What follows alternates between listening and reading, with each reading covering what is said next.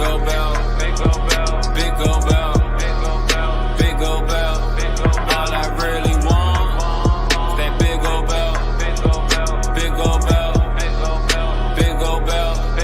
All I really need is that big old belt, big old belt, big old belt, big old belt, big old belt, big old belt. All I really want is that big old belt, big old belt, big old belt, big old belt, big old belt, big old belt, big old belt. At Rio Manolo.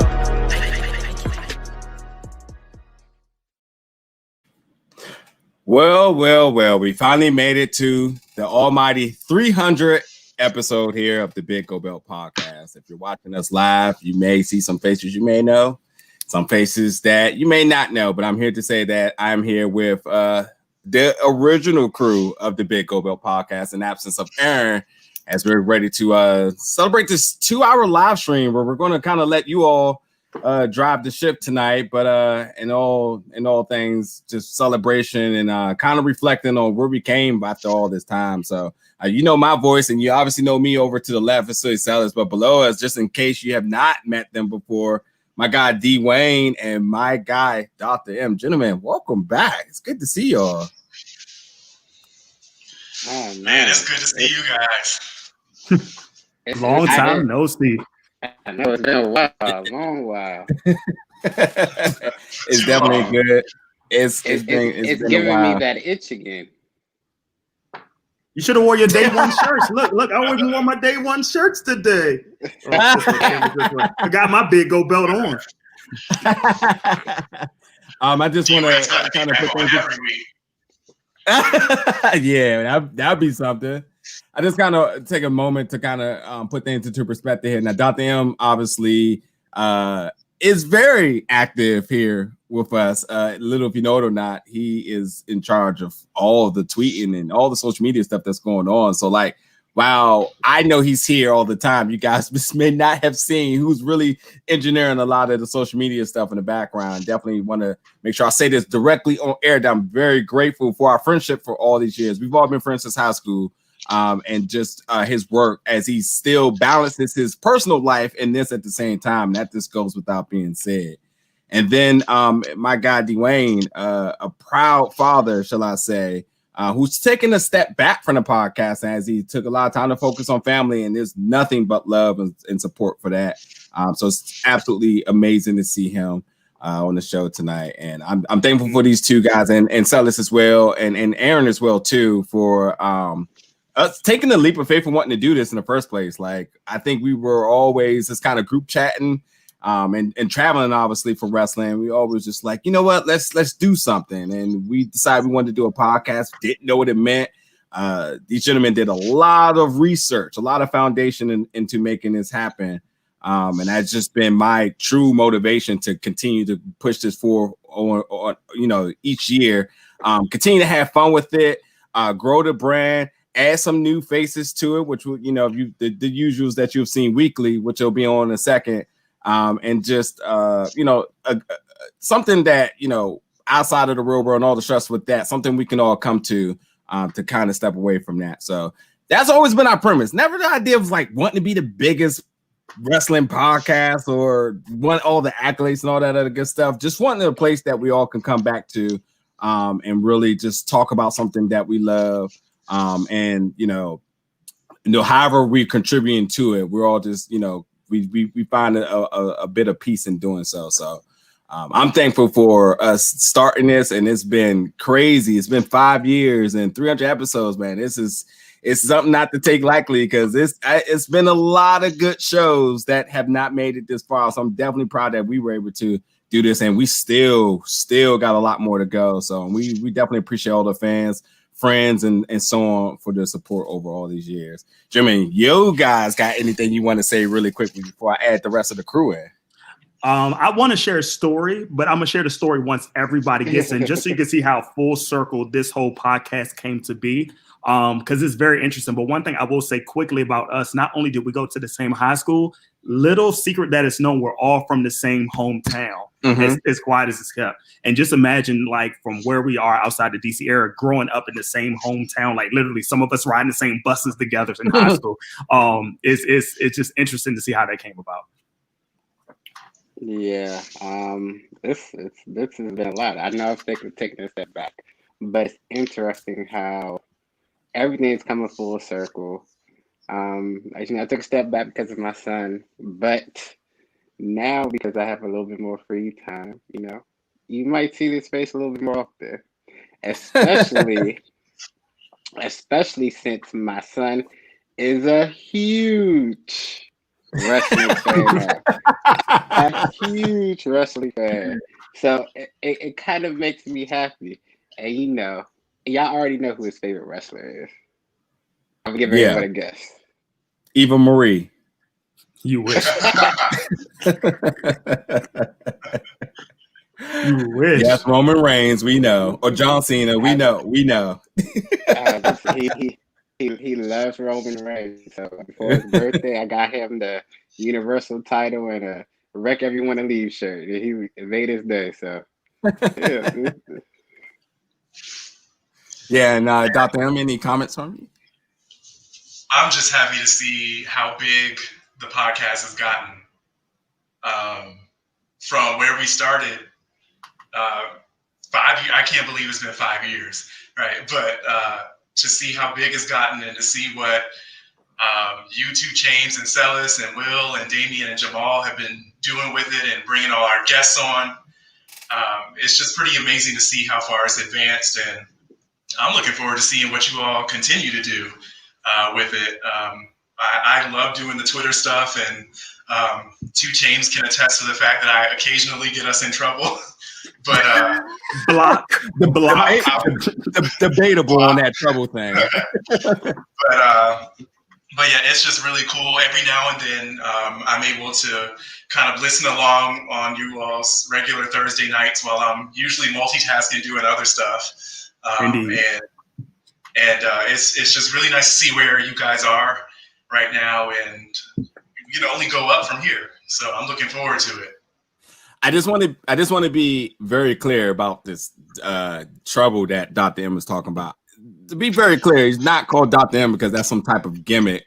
No. Literally.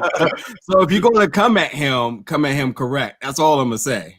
That's all I'm going to say on that.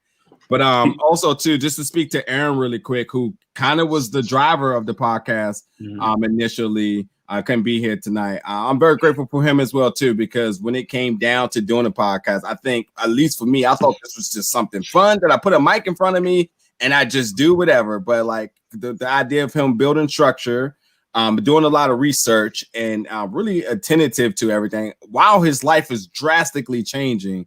It's just remarkable what he was able to do even in a short time that really laid down a strong foundation to make it this far. If he didn't do a lot of the things that he did, I don't think I would have had enough willpower in order to do so.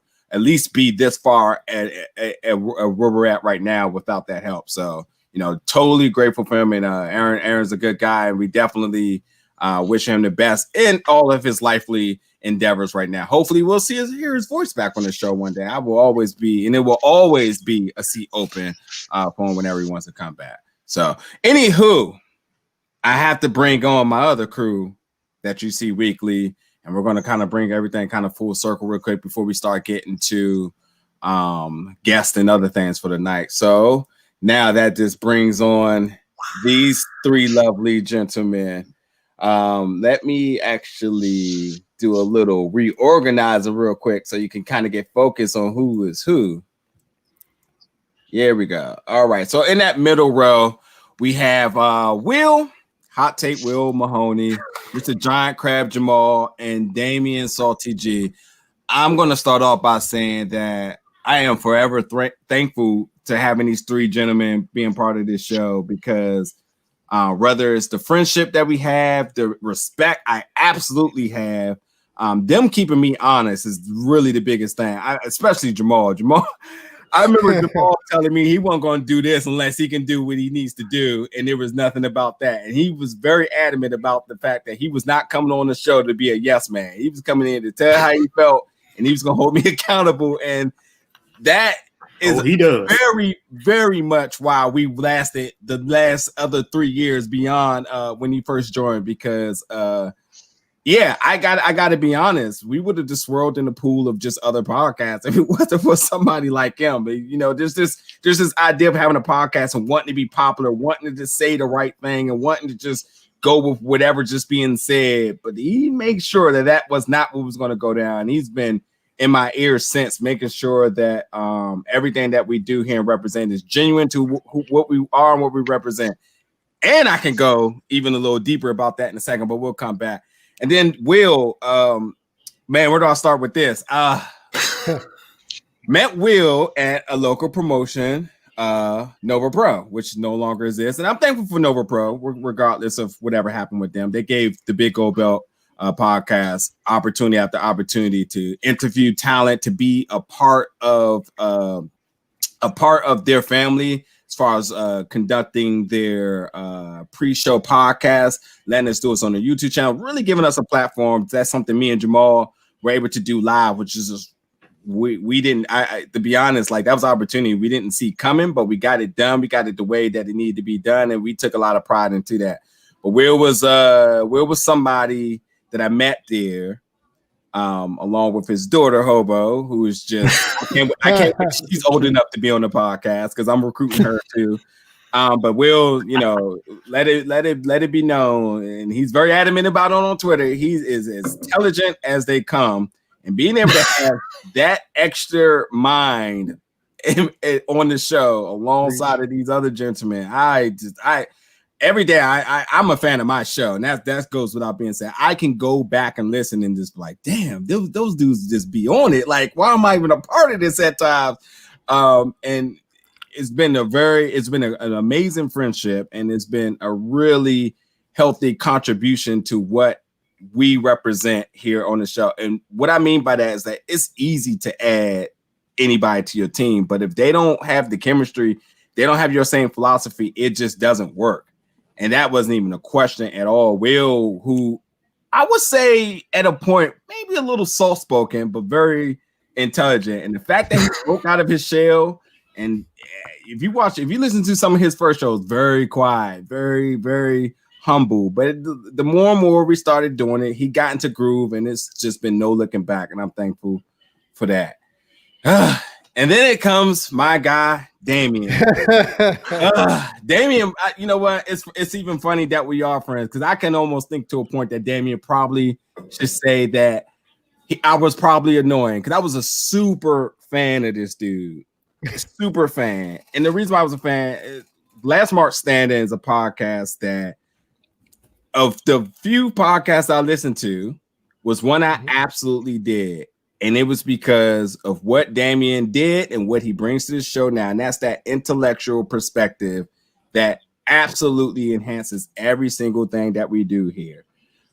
It's so funny that his podcast is called Last Mark Standing, but he's not a mark. He's such ironic. Yeah, it's a funny play on words there, I must say. But he takes a lot of pride into what he does, and a lot of research, a lot of good connections, healthy friendships. Just a person that you absolutely want to add to the team, that takes everything to the next level. And from the moment that we talked about doing this, Damien was a little hesitant, not with us, but because of getting back into the podcast. And we don't need to go down exactly all of that, but like, he took a break, he took a hiatus. And I thought that bringing him back and seeing him flourish, that motivated me like no other. Cause I was just like, damn. I was just like, if I'm gonna have him on the show, I can't BS this, like,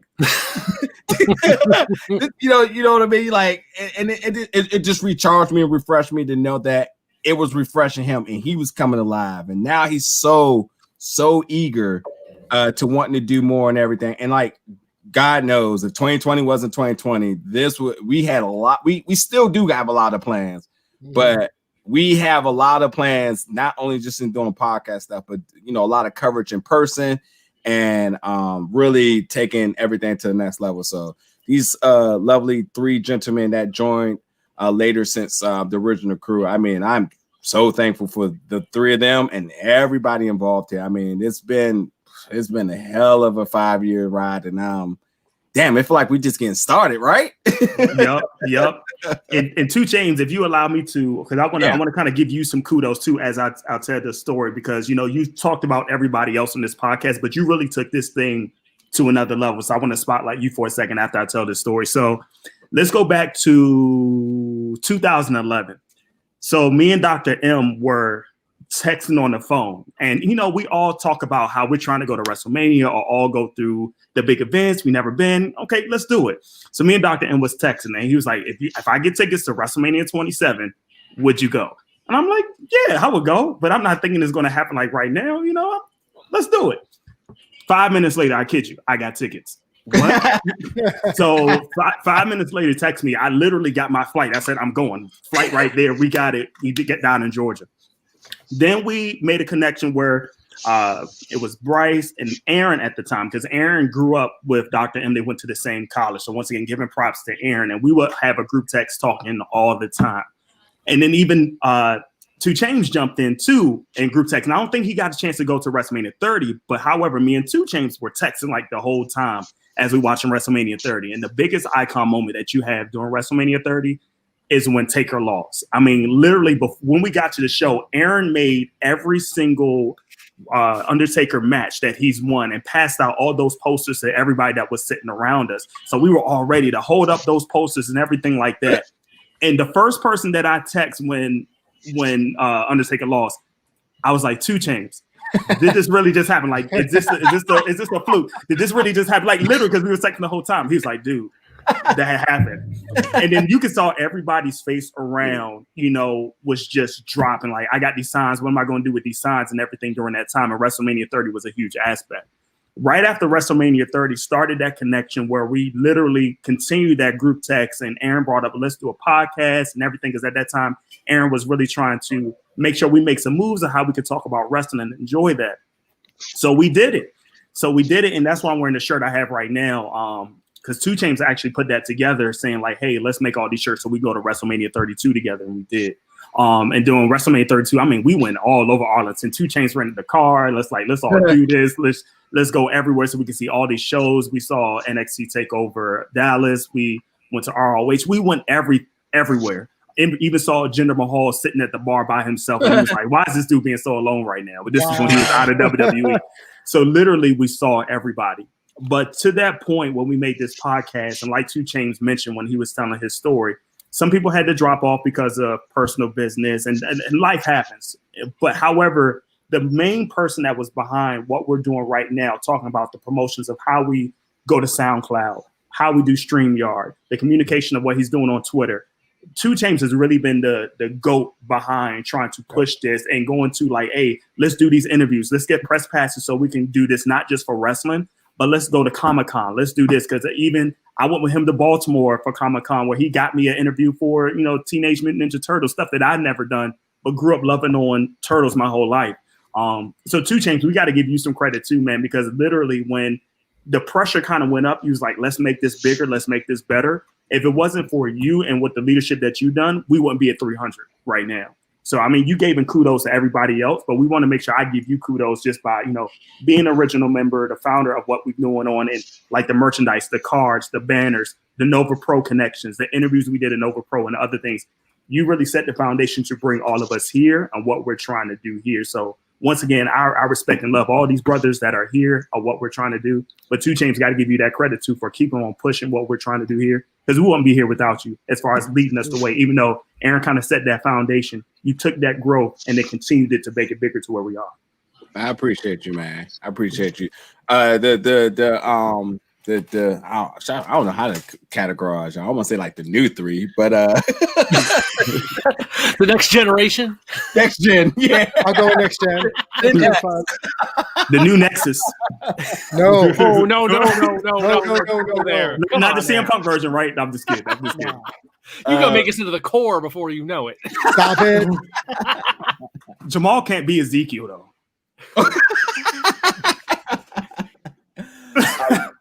The floor is y'all. It's y'all turn. Remarks or thoughts or anything thus far. I gotta echo what Celis was saying real quick, because you are the engineer or the puppet master behind this whole thing. So when the mics go off, you're putting it all together and mixing it, and, getting the file out there so it all gets done. So all of us are playing a part in different ways, but I mean, there is the spine behind the whole thing. So 2 Chainz got to get his credit for getting things done, making things happen, and taking things to the next level. So kudos and applause for 2 Chainz. Appreciate it. By the way, I just want to say at some point that there will be shots going up, but we'll get to that. Wait, we're doing shots? Wait a minute. Hold on. What? I'm sorry. I'm not promoting the wrong thing here. David, Jamal, any comments from you thus being part of the show? Go ahead, Jamal. Yeah, I'll go ahead. I think the biggest thing is to piggyback on the circle jerk. It's the persistence. It's basically from every time that something happened, it was a way to parlay that into somehow to move forward. Yeah. Whether it was Aaron leaving the show because of life reasons, or Dr. M taking over the world and pursuing world domination. Yes. Dwayne, I haven't seen you in forever. You got to see you too, bro. But all these things happen, and it wasn't just a reshuffling of the deck. It's like every move was a strategical one, and whether that's even talking to me and getting my insight on things, and it was just like, no, I think this can work, and I think it's on you. Like 2 Chainz and I went to a lot of movie screenings together, and that was something we're like, oh shit, you're a wrestling fan too, because either one of us had a shirt on and whatever, and the conversations came about. But the long and short of it is that every time there was a curveball, 2 Chainz was the one to adjust and pivot and move forward on that to make it the best that it could be. And especially in 2020, since this is such a new era of change for a lot of people, a new normal, if you want to use that expression, for a lot of people, it really kind of signifies what the podcast has been from the beginning. Everything being in flux, still, managing to keep that together, and that's what a captain does.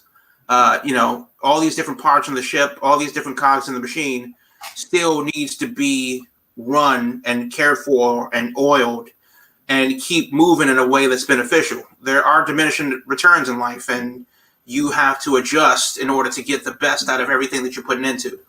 So from the Nova Pro stuff to his connections with all the other local wrestling promotions that have that we've outlasted. God damn it. Surviving all of them. All of them. Last one standing. Collaborating with other podcasts, locally, regionally, nationally, and it's getting and I think on this level that we are in, it's easy to look and say like, oh well, this is you're just a small fish in a big pond. No, I don't necessarily think so.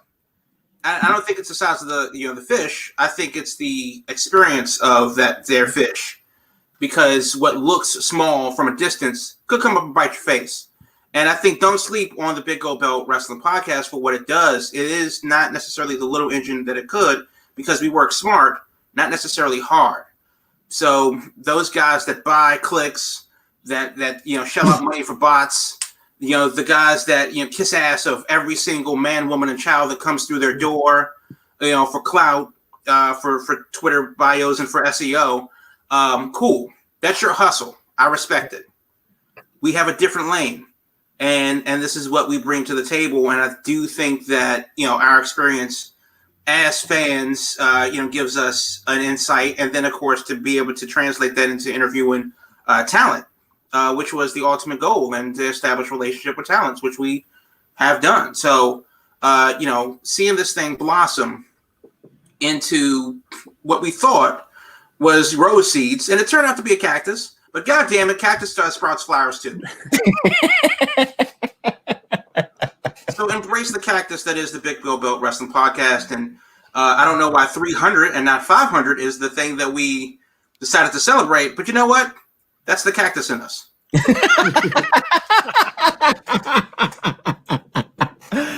Look, that's a great question. I'm surprised no one asked me why 300. Because I said it a couple of weeks ago. It's because we outlasted Dragon Ball Z. I think that's why we decided we were going to do 300. Because we were like, wait a minute, we've done more episodes than Dragon Ball Z actually has. So you know what? That's something to celebrate. And if I remember right, I think we really messed up on 200. It just kind of like snuck by. That was right around when I came in. It was around 200. And I was like, oh, damn, 200 came and went. And so happy 100 for you, Will. Happy 100. I'll take what I can get, especially this year. Oh, man. But for 300, can we get a classic Jamal and D Wayne rant of argument for 300 at some point? Because that hasn't happened. I missed that. I haven't had that in a long while. We might be able to cue that up. that is accurate in the chat right here. One big cactus spirit bomb. That's what to describe that. So Damien, real quick, I'm not going to wax too poetic. To follow Jamal's point, that's the reason I joined Big Gold Belt, was because we weren't about the clicks. We weren't about ranting and raving like some podcasters who we talk about off air, who we don't know how they're still doing it. They're annoying. When 2 Chainz approached me about joining the team, I was sheepish because Last Mark Standing was a particular style of podcast. It was 2 fans who came from an intellectual standpoint about wrestling.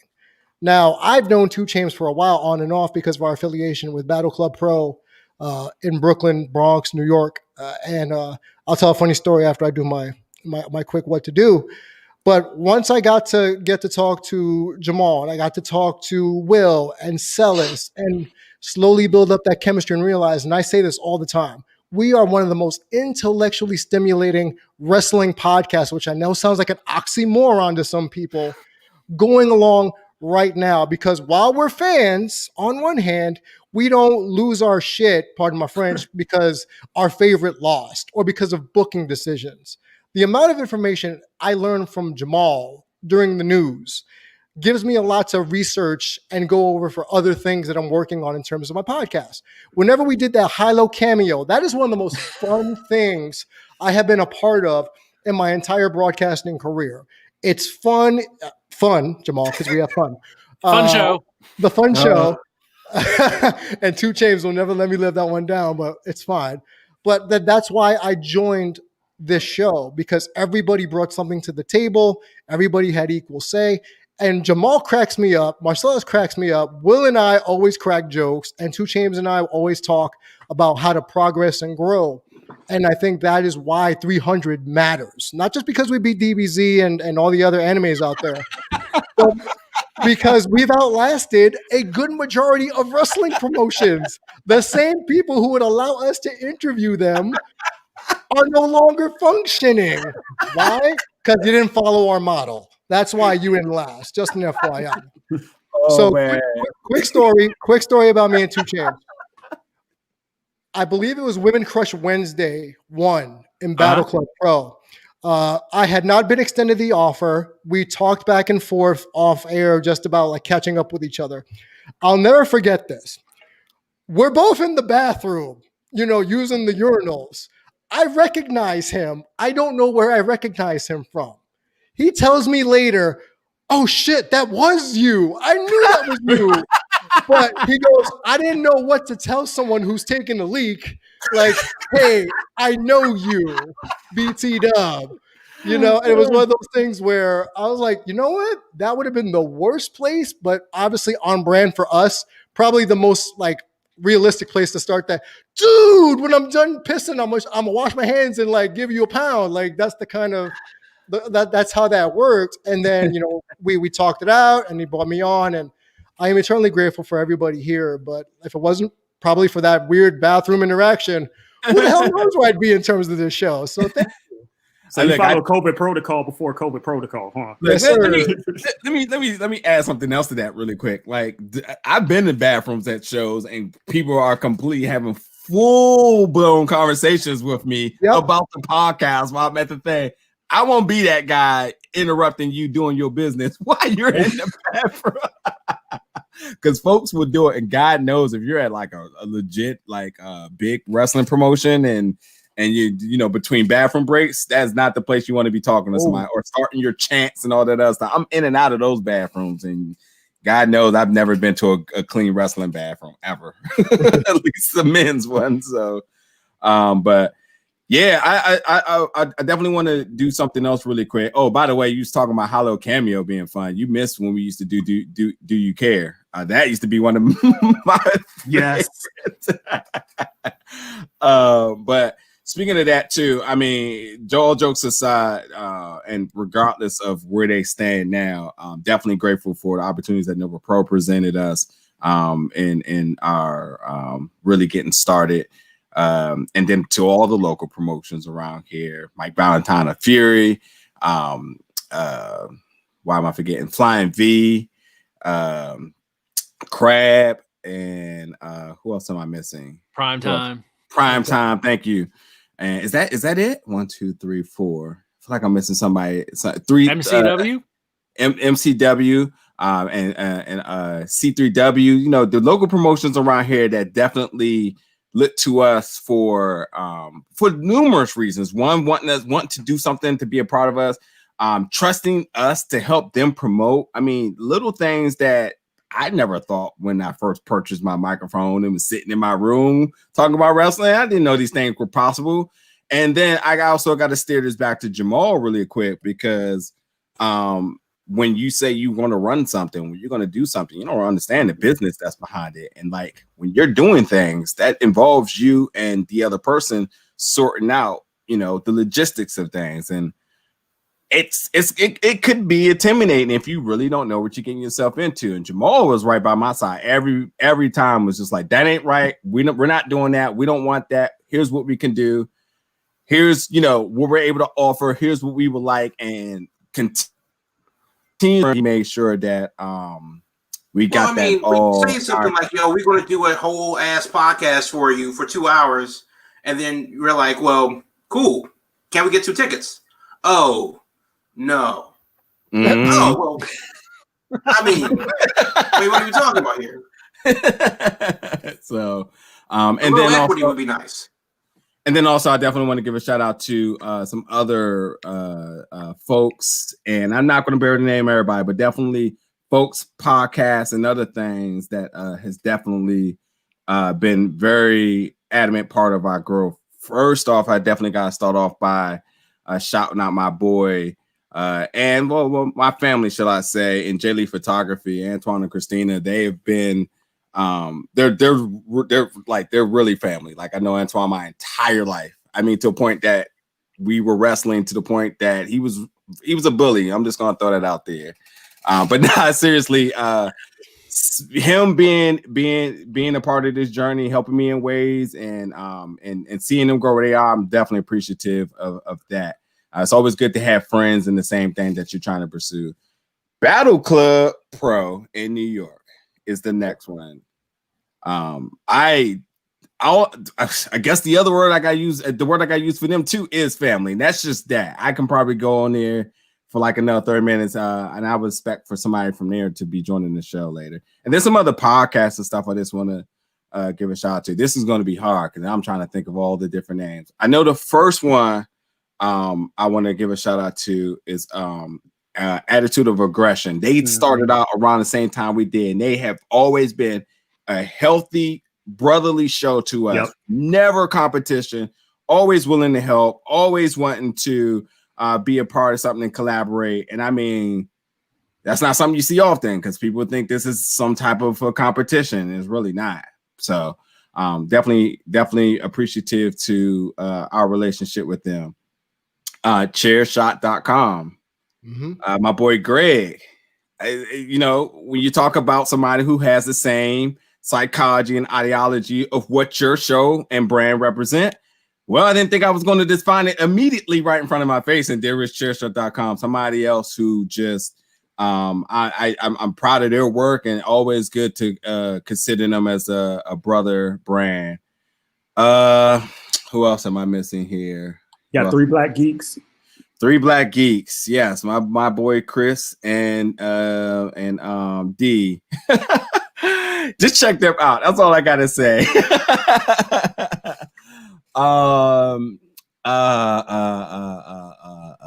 Who else? Oh, how can I forget about my man Sean O'Brien? Also, as well, sure. another person local in this area who had the same mission as us, wanting to help promote and uplift our local promotions. And Sean just does work. I mean, I'm talking about, I don't think that dude ever slept when it came down to doing work. Constantly working, constantly on the go. Good guy for sure. Who else? I should have wrote these things down to be better. Who else am I forgetting? When names come, I'm just gonna just name drop them. Shout them out as they come. I definitely will name some other names as well. First of all, Black Wrestling Alliance, their support, and definitely where they're taking things forward right now and having us a part of them. Definitely hats off to them. My guy Malcolm of Muscle Man Malcolm on YouTube. Some other names just came to my head. So this is a tricky one, but because I don't know where to go with this one. But Rant with Ant, who now is Game with Ant. The man with a billion brands here. Ant's always been good to us, and I love his enthusiasm and everything he does. And I'm telling you, that dude can make a logo like there's no tomorrow. Like that dude works his ass off as well. And I'm just going to position a little bit over to talent and stuff that we work with over the past. There's friendships here, and actually, I may not even name drop some people, but I will say that a lot of the people that we've dealt with, interviewed or whatever, we have absolutely sustained amazing friendships with them to the point that that's what I'm most proud of, is because we interview people to the point that they want to do interviews again, and to the point that it's like, well, we don't even care about the interviews now. We just like to just talk, and then that's that, you know. And I think that is something. Oh, and God, how could I forget about this person? Dennis of the Square Circle Sirens, who I swear I talked about this probably like earlier this year, but he had a conversation with me that really helped me. And I probably can go on for that for a little bit, but I'm so appreciative of him. But like the advice that he gave me and the approach about dealing with talent and so on has been something I've been prideful for and wear on my chest every single time we do something like that. And again, every single time we've ever had anybody on this show, they've always been willing and open to coming back. And we've made amazing friendships over the years. And I know Jamal probably going to say it, but I'll just say it first. We interviewed Jordan Grace, damn it. And Jordan Grace did not at this point do interviews, and by no means had any problems with doing so. We've talked to Jordan numerous times, and still a friend, and as well as Gresham as well. So, you know, that type of professionalism is what we really pride ourselves on, and being able to not just interview talent, but actually have healthy friendships and relationships with them. And that's just something that we definitely are striving to continue as we move forward. So I've done so much talking. So I'm going to join. I'm going to add somebody in really quick. So I'm going to drop a few of us out, and I'm going to drop a few people in. So hold on really fast. I'm going to keep this one. Hello, Nicole. Hey, congrats, you guys. Thank you so much. Now, I need you to state your, hold on, let me get you over here. I'll just hide over in this corner. I need you to state your set. I'm Nicole. I'm 1/4 of Down for the Count podcast. You can find us on Twitter at Down for the Count 19, and you can also find us on Instagram at Down for a Count. I don't remember our handle, so just type in Down for a Count. Nice. Also on Facebook, but I don't do too much with it, so please don't judge me off of our Facebook page. But you can find us on Spotify, Apple Podcasts, Google Podcasts, everywhere that you can Anchor, and pretty much everywhere you can find a podcast at. Awesome. All right, so And then tell us a little. also shout out to We Love Wrestling, which is our affiliate. So Terry, Pretty Heels, and all them. Awesome. So really quickly, when did you get started, and what's sort of been your motivation going on thus far? So we started Down for the Count because it was like me and a few of my friends, we met via Instagram as wrestling fans through TIFF. And we were just kind of like, there isn't a lot of female-centered wrestling podcasts, and also female-centered podcasts ran by women of color as well, specifically Black women. So we're like, okay, let's change that. So we started Down for the Count, and we've just been slowly growing it since. We have a bit of a small niche audience because we don't really bite our tongues. We just say what we say and mean what we say. So we're slowly growing, but we've been together for about a little bit over a year now. So we're just expanding our horizons a bit right now. Awesome. Well, as I said earlier in the show, we're always here looking to collaborate, looking to help others. And, we talked a little bit off air and stuff like that, or chat a little bit. And definitely would be cool to be able to do something soon. I think we definitely should set something up, especially, since it's been a while since we've actually collaborated. We've been just grinding each and every week doing episodes, but, the door is always open to do some collaboration work. Yeah, same over here. And then obviously we'll talk a little bit off camera, but we're switching up how we're doing our interviews and stuff. So a little bit more engagement. So once we get that all settled in, because we're on our season break right now. Yeah. So once we start getting roaring back, we're going to start reaching out to everyone, be like, hey, I'm about to have you on and do one of our interviews and whatnot. But Awesome. Well, we're here. You know where to find us, and thank you so much for chiming in, showing us some love tonight. I can say for advice is that, for making it 300 episodes, make sure it's fun. That's it. Just a simple thing. No matter what, if you're losing sleep, if you are shuffling your personal schedule, regardless of whatever it is, just make sure it's fun. And by next thing you know, 5 years breezes past you, and then you are and Damien is a therapist, focusing on mental health, and he'll tell you any and every day that as long as it's something, as long as it makes sense, then you're doing the right thing. And it's just something that we all go towards. We let it be no secret, we've all had personal struggles 2020, but each and every Thursday we're here because this is something that creates that balance that we need. And moving forward, that's just always what you want to have in sight, is that no matter what, no matter if it's nothing going on in wrestling for the week, no matter if you're down on your luck, make sure that coming to this show is something that gives you that refreshing new feel for the day. And I absolutely love doing it with these gentlemen each and every week. So, but anyway, you have to. You guys been together this long. That's insane. 300 episodes is so crazy to me. Because I was like thinking about, I was like, I was like 300. I was like, what if we get to 300 episodes Down for a Count? I'm like, who's gonna listen to us yell for 300 episods? That's literally like. And there's always a niche. People when they listen, I was like, I'm just letting you know, we're just yelling about stuff for an hour and a half, just so you know. There will always be something new to yell about every darn week. Wrestling will never let you down in that respect.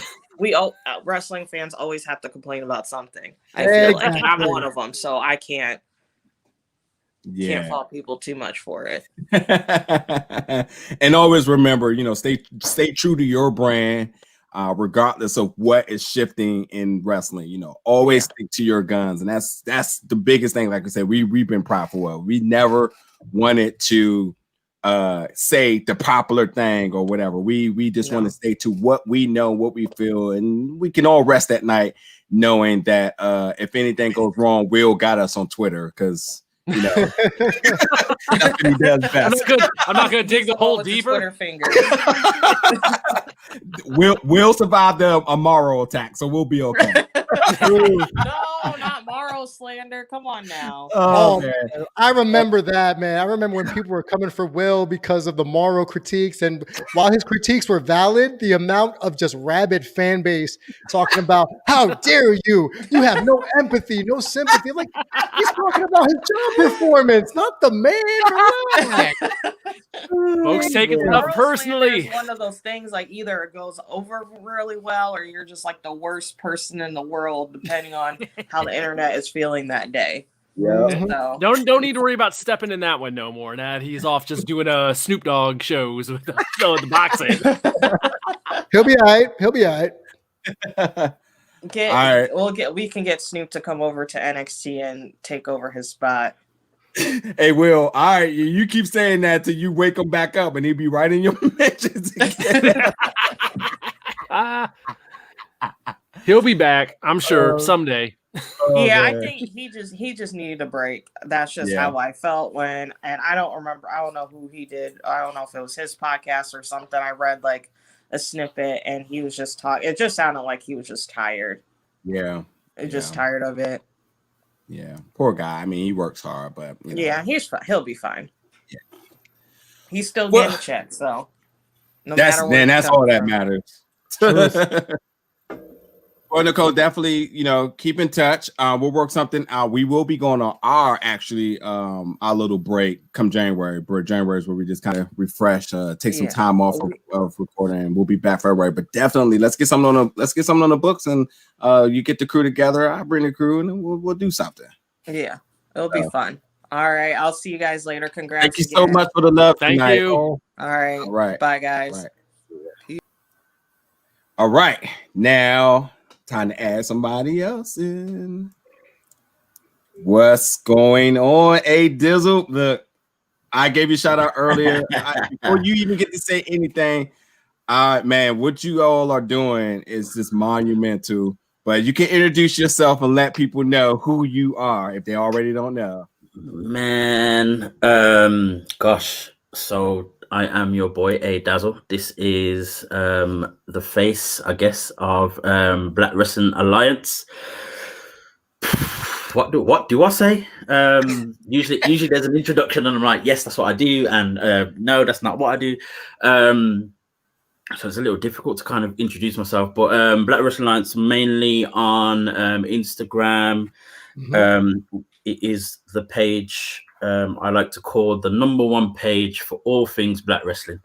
If you want to know about what's happening in the world of Black wrestling specifically, I guess I'm the guy. You're the guy. Man. Humble pie. Humble. I'll try. I try.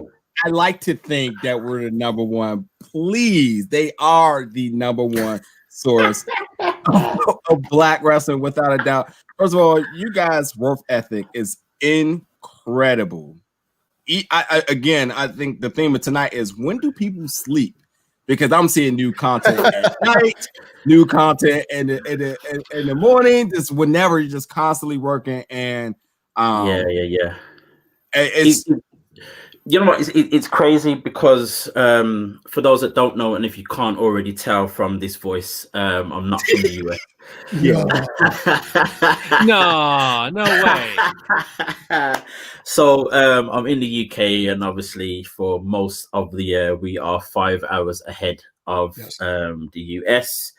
So my sleep pattern, I don't think there even is one that exists. It is now 10 to 1 in the morning here.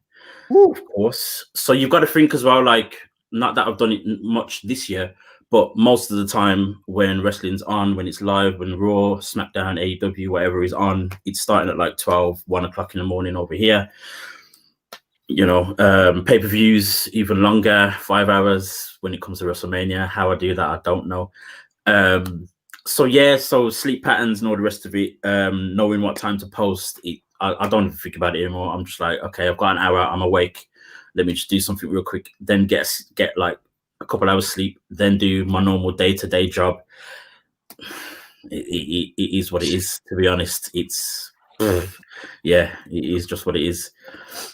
Man, first off, if you don't hear I feel like you should hear it more so than enough, is that the work that you all do is super appreciative, and the idea of spotlighting Black wrestlers and Black talent within wrestling, it's incredible. It really is. Number one, I want to start off by saying being able to be part of this new project that you're working on. I don't even want to take the credit for it. I'm gonna let you talk about it. First episode dropped last month.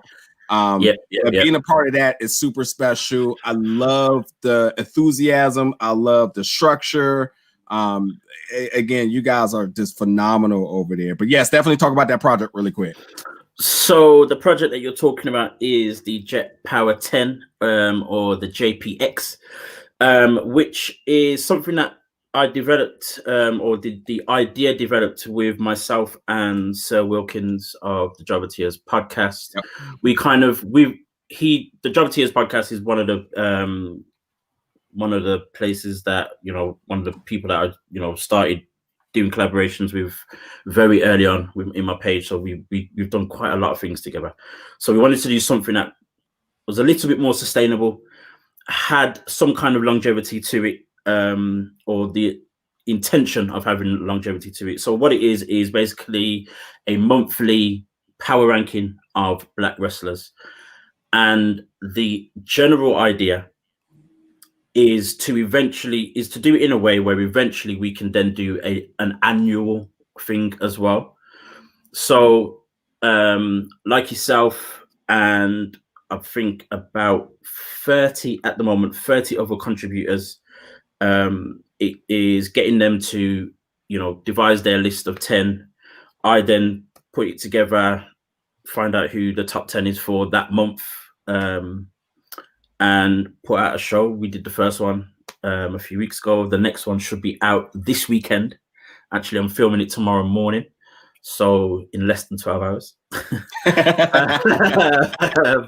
So next one's going to be out. So the plan is, after at least 12 months from now, we'll have a list that will be legit. So it's not going to be a list by just myself, just my own opinion. It's a list of opinions from other content creators, journalists, Black journalists, mainly Black journalists, not only. So yeah, it will feel as if it's got some substance to it. It's all about our people, because we have felt that we've been a little bit underrepresented in the bigger lists, namely the PWI 500. Anyway, so it's just trying to make that into something. I've been asked to do it for so many times, to do a list, and I'm just like, it's not something you can do overnight. It's not something I could do on my own. As much as I'd like to think I'm a very balanced and unbiased person, at the same time, knowing that only one person has put a list together, it's kind of like, yeah, but did you consider this? What about this person? Blah, blah, blah, all of that. So when it's a bunch of people, hopefully that will make a lot more sense to the whole thing. So that is the plan. That is the plan. Yeah, I again, the structure, the detail into it, and just to be clear, because he's explaining this verbally, and we've had verbal conversations and texts and messages and stuff like that. But there's a whole PDF file that is super elaborate. I was thinking to myself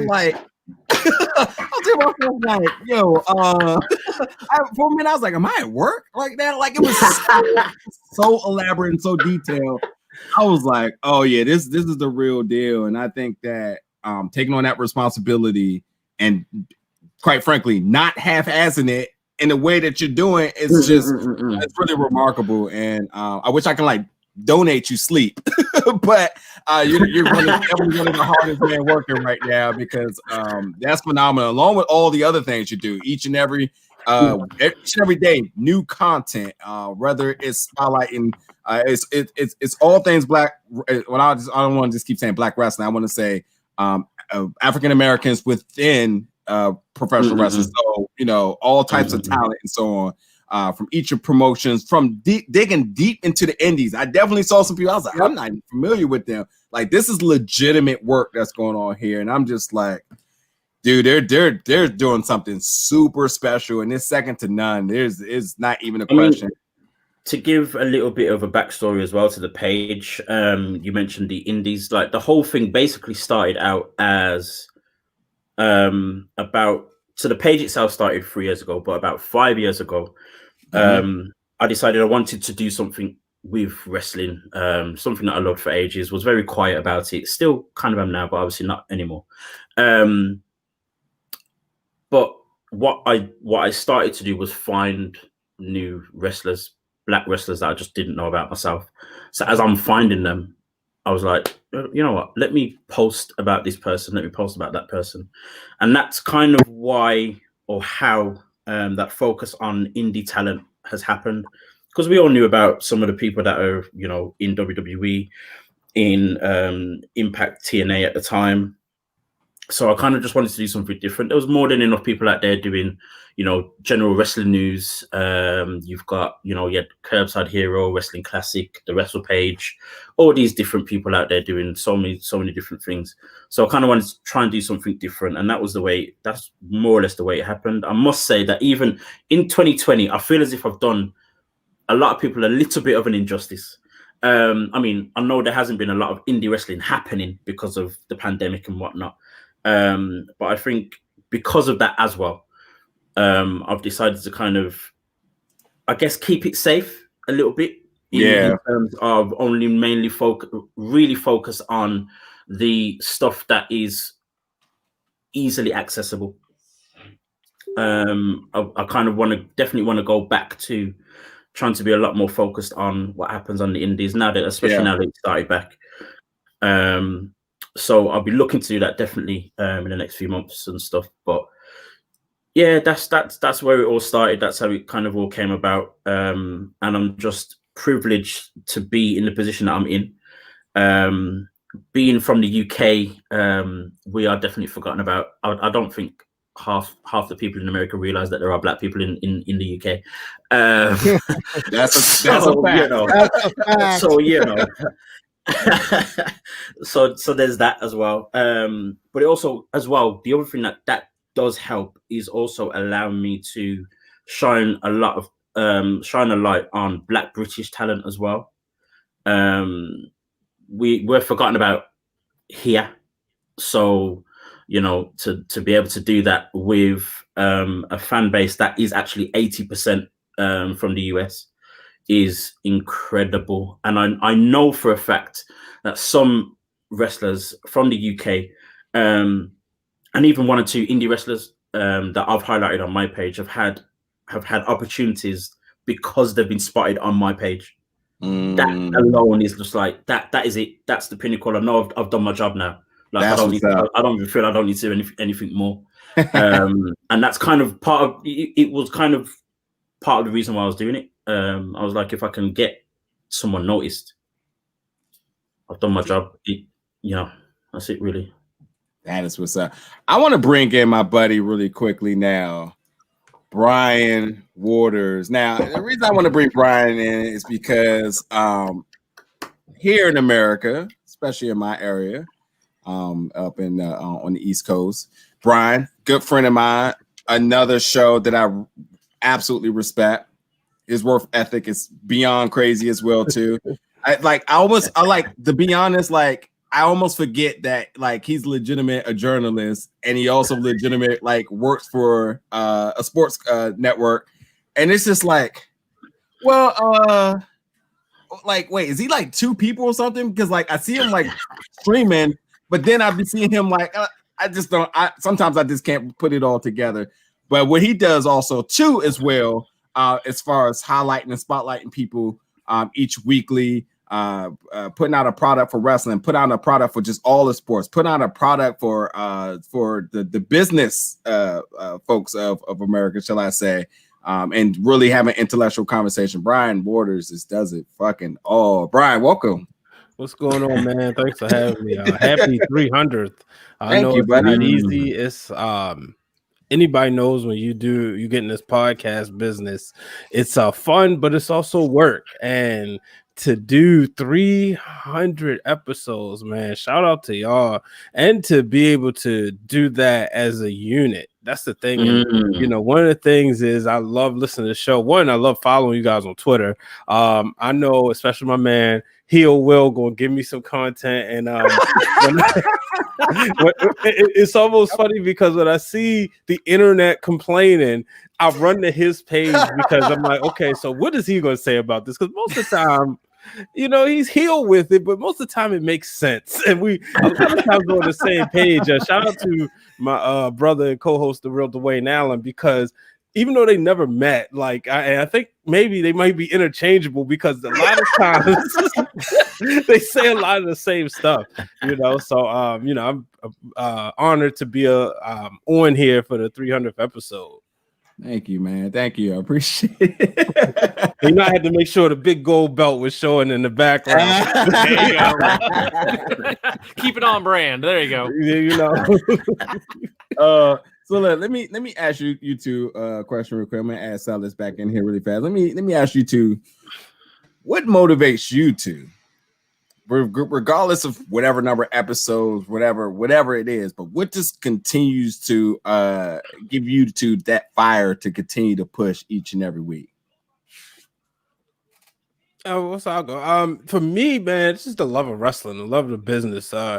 Always, you know, I was listening to y'all shows were ones that I would listen to, and when I was working at the 4-letter, I don't know if you want me to name the network on here or not, but when I was working at the 4-letter, and the wrestling realm as a whole had to come to a standstill because I had to move to Connecticut. Well, I moved back, but then Dwayne was doing some things, and you know, so we had all the time in the world and not all the equipment back in college. And but now we got better equipment, but we don't have the time. So we couldn't do the show the way we traditionally would do it. And I remember reaching out to him, I said, man, you know, I'm gonna start a podcast. And you know, it helps me, one, I stay, you know, I watch wrestling every week anyway, but it just helps me engage and being able to, you know, engage with you guys, engage with a Dazzle, you know, shout out to him. You know, I've told him this before when he was on the show, like I've always appreciated the way he's put Black wrestlers over. And, you know, just being able to see that content, you know, that's when I like came with Wrestling for the Culture, and I would always make sure I embed his tweets in when I was doing it as articles or when I was doing the videos weekly, because to me it was important. Like, obviously, you know, a lot of people know, but just in case one person didn't know who he was for some strange reason, it was a collaboration, and you know, got the, you know, the blessings to do so. And you know, and I always loved the fact that, you know, we as wrestling fans are a lot of times looked at from the outside. People don't understand us, but we can go somewhere, whether it's at a wrestler, we could be in a restaurant and somebody see a wrestler shirt, and it's like, oh, okay, you like Roman Reigns, or you like John Cena, or you like Randy Orton, and boom, next thing you know, you're talking for 20 minutes. You know, so we always we able to understand each other. So that's what motivates me, just being able to have this community that I can share my love and my passion with. That's awesome.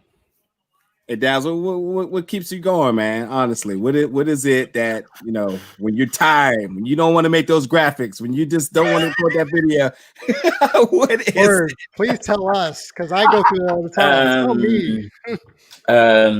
Oh man, what keeps me motivated? Insanity, maybe. I don't know. I you know what? I think it is very much what I said earlier about knowing that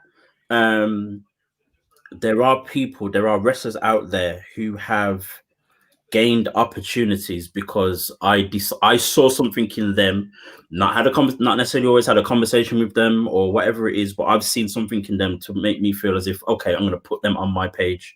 I'm going to spend, you know, the next 15 minutes, half an hour researching what they do, where they come from, where they've wrestled before, what championships they may have not won, put them out there, and then boom, they then get an opportunity by someone. Just knowing that that's a possibility alone is definitely something that keeps me motivated in a massive way. I know of one person who was signed to AEW because they were spotted on my page. Awesome. That's awesome. That alone is boom. That's good for me. I know of someone who was spotted by Teddy Long in the back on an WWE show. They were in catering or in the back or whatever else. Spotted by Teddy Long because he saw them on my page. So stuff like it's stories like that keep me motivated for sure. It's crazy. And before I forget too, really quickly, you're also doing a special, I was going to say promotion contest going on right now. Definitely want to plug that in real quick. Yes.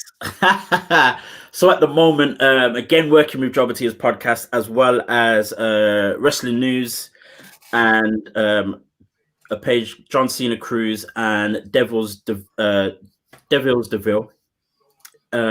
We've got a Christmas giveaway going on. We are giving away a replica WWE belt, 2 $50 coupons. I said £50, didn't I? $50 coupon. Then again, depends where if you win any in the UK, you get it £50. Coupon for the WWE shop, and as well as 3 separate vouchers for a month of the WWE network as well. I was gonna say the rules are simple, but they're not quite that simple. It's kind of like this point system. If you retweet, you get a certain amount of points. If you repost and tag people in, you get a certain amount of points. But then the other thing that's been very, very interesting is you get 5 points if you cut a promo as to why you think you should get that replica belt. We have had some very interesting promos. Some people have done like 1 per day, so today's day 4. Some people have done literally 1 per day and have been killing it. Like literally, it's been amazing. It's been amazing, to be honest. So that's happening. The last day is tomorrow. We're somehow going to come together on Saturday to try and accumulate points and count the hundreds of retweets and whatever else to work out the winner. But yeah, man, it's been good. And you know, the craziest thing is I think I gained almost 100 followers just from that alone. That's awesome. I was gonna say, because you have like 18,000 followers on Instagram. When you were downplaying it, when you first came on, I'm like, wait a minute here. You know who you are. Stop that. Listen, I'm just doing what I'm doing. I don't know how I got there. You know, but yeah, that's where I am. All right. Yeah. Well, thank you so much for stopping by. Definitely, for sure, man. Time. I know it's definitely for sure time to get some rest. We look forward to having. We're going to be doing more. That's not even a question. So I'm not about to give you some sour of some sort. But definitely, if any time, any way you need anything from us, it's always a seat at the table open for you. So we will definitely be talking. And folks, as always, definitely check out everything that they're doing. It's really monumental. That's all I can say. It's probably the only word I can describe for it. So get some sleep, buddy, and thank you for stopping in for the night. And congratulations to you lot as well, for especially 300. I only started a show about 20 weeks ago. We just done episode number 19, and I'm like, you lot have done 300 of these? Okay, well done. So yeah, shout out to you lot for that, man, and thanks for having me on.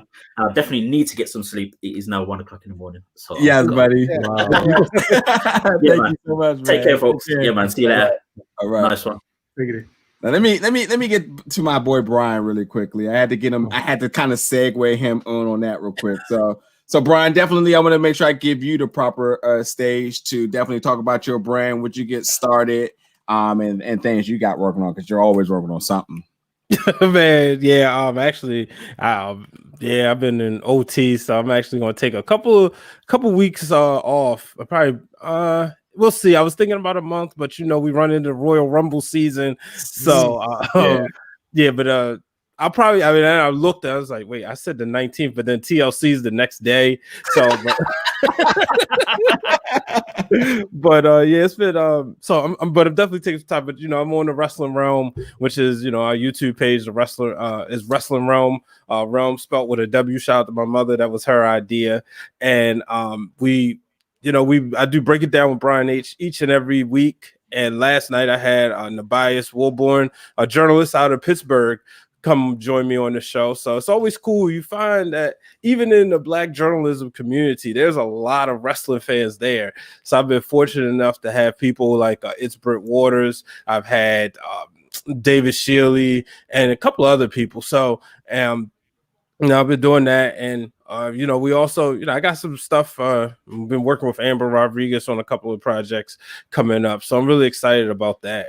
I got to get y'all on as a whole too. So we definitely going to make that happen in 2021. Awesome. We're ready to boogie at any time, man. We're one call away. And there's always a seat here available for you. Now, there's one thing I will say. I have never had a full-blown conversation with you and your co-host. So when are we going to get the real Dwayne to come out of hiding? Yeah, we'll make it happen. We've next year, just to kind of the foreshadow, next year will be 10 years for the wrestling realm, so we definitely have some cool things coming. So with that will come a media tour, so we definitely will be on the Big Gold Belt podcast. He'll probably say, "You did what?" But nah, he'll understand. So he'll be excited about that.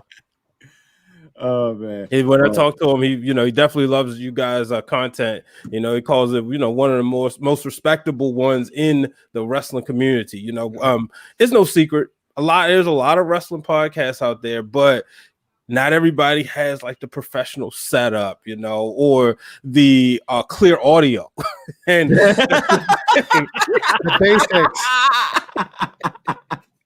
I'm just going what it is, and my friend Ashley Baker, she told me, she said, "You're such an engineer." I said, "Look, when I listen, I want to listen to a show. I want to hear good audio. Is that too much to ask?" Man, if I told you how I made sure the team, I was like, whatever you need to get this right, I am here. There's no way we're going to be sounding like we're in a bucket. And like it is by all saying, I can't even acknowledge the show if it's just the quality is that bad. But see, like y'all were ahead of the game, right? So there were a lot of people doing podcasts who, when the pandemic hit, they had to go out and buy new microphones or set up their backgrounds. Y'all were already ahead of the game. Like y'all had everything on point, and that's what I love about it. And what's funny with you and your day job, which I don't know if you should or not, but with you being in okay, I'm about to say, with you being in the industry, I'll just say, like it's got to be kind of mind blowing that you see something that I think there was like a blind eye to this podcast setup. It was like, that's not real, to the point now that like, well, the pandemic has showed y'all that like this is the way to be effective in getting it done. So like it is kind of funny to me when I look at it. I was just like, and I even said it on a few shows. I was like, yeah, look at them with their Blue Yeti mics. Podcast starter kit. Gotta get a Blue Yeti. And you can tell they don't have the volume settings correct. They got the gain all the way up. Like, whoa. So, and shout out to the doctors that help put them with the media. They've even invested in microphones, and some of them sound better than some news people. I'm like, well, granted, salaries are like this for obvious reasons, but they realize like. Any other time they wouldn't. I can't do the interview. I was like, no, it's okay. You can do it from your house. Just close the door. Make sure there's no patient information showing. And we're good. You're good. I mean, we've all seen interviews at this point where somebody's walking in the background. Getting out of the shower or something. Yeah. People have learned this year. Yeah, man, it is definitely as much as it's fun, the word that Damien and Will like to make fun of me about. Yes, it is a certain level of professionalism and investment in your technology, and like my whole team, I try to make sure I'm supportive in whatever way I can. But like, definitely hats off to them. They definitely went out, bought what they needed, changed their setups around, and like I'm proud of it. I'm definitely proud that they each and every week they're ready to go, and they're not afraid to point the finger at each other, saying like, "You need to fix that," or "We need to work on that," or whatever. So it's definitely something. And I'm humble, but like, yeah, with 2020, now I'm seeing like people doing their things that I was just like, yeah, I remember there being a little bit of a slander about the dude in his mom basement podcast setup, et cetera, and it's just like, oh, everyone's doing this now. There's an uptick in that. Yeah. No shame in that at all. So, you know. I actually got a question for Brian, actually. Uh-huh. So the amount of time you've been doing this, and you do this professionally, when you're interviewing people, like when you know you're having a guest on that you may not be enthusiastic about, how do you maintain that energy, that professionalism to not let the listener or the viewer know, like, man, this person just mailing it in. I can't wait for this 10 minutes to be up so I can get them off the air. Like, how do you maintain that internally so it doesn't show externally? Well, to be honest with you, so with me, so at work, I do social media interviews, right? So I'm not heard. So you don't have to see, like, I'm just literally asking them questions that my questions are going to be cut out. So my attitude doesn't reflect. And then on my shows, I usually have people who, you know, I pick and select. But there are times where you're sitting there and you're like, okay, come on, give me more what I need. Like one of my good friends, he was on my show and I'm like, we had a better conversation after the show than we did on the show. So you find yourself, it's kind of like being in a match when, you know, I can imagine how Hogan was in the match with Warrior. Warrior wanted to go home 20 minutes early and Hogan had to dig deep and actually work. I actually bashed Hulk Hogan, which people wouldn't believe, but Hogan actually had to work that match. Otherwise, it would have been really bad. So, you know, you just kind of got to dig deep and, you know, sometimes you try to crack a joke, it doesn't always work, or you try to, but you know, it's sometimes you just chalk it up like, all right, I'll just take this L. Man, I didn't want to. I'm not answering that question, so don't even try to redirect it. Oh no, you tell us all the time, save it for the show. Hey, Brian, like you said, the conversations after once the air goes off, you know. Well, Brian, thank you so much for stopping in for the night, man. You know, no problem. I had to 2021. Let's get this stamped early, man. All right, bet. Let's do it. Y'all get ready to go on a break too, right? Yeah, January's our break too. We're going to take off the whole January so we can. Oh, so y'all gonna be gone during the Rumble? Yeah, I mean that's been the plan. I mean, every year, we've done it every year unless something major happens, and we'll stop in. I think we've had that happen once, so yeah, we're taking our break. And real quick, do y'all think they would charge for the Thunderdome for the Royal Rumble? Because I was always wondering, and I was when I first did the Thunderdome thing, I was like, "Oh, this is cool. Don't have to do it every week." And I wondered, would they ever get to a point where they would charge people? And then that was a conversation. Shout out to our boy Blake, who said maybe they would try doing a Rumble. And I was wondering, do you guys think they would do that? Charge for the Thunderdome? Hell yeah. It's a pay-per-view. It's one of the big four. Vince is like, wait, it's a big four and this determines WrestleMania season? Hell yeah, they'll charge for that. Now, what they'll charge, that's anybody's guess. I'm thinking if I'm a virtual fan, I'm not paying more than $20. Okay, yeah. 25 will put you. Somebody will do 25. Even that's kind of nuts. But I mean, you can't even do what you going to see. I mean, they just stick you wherever. So, you're on camera. Yeah, but I will say this: they will have those virtual meet and greets on deck. So expect that. Chat with Roman Reigns for 30 seconds for $2,000. Expect that to come. So but thanks, y'all. Thanks for having me. I appreciate it. Thank you so much, brother, man. We'll be talking soon. All right, y'all take it easy. All right. Let's get somebody else in here now. More love being shown for the night. I just thought about it. 30 seconds. You might as well bring Cameo back if you do that. Sell it. And speaking of love, as a good segue from We Love Wrestling, my guy Trey. Trey, what's up, buddy? What's up, man? I'm here for one thing. You know, we do spotlight, so I'm here to try to get a spotlight from y'all, you know, to come on my show.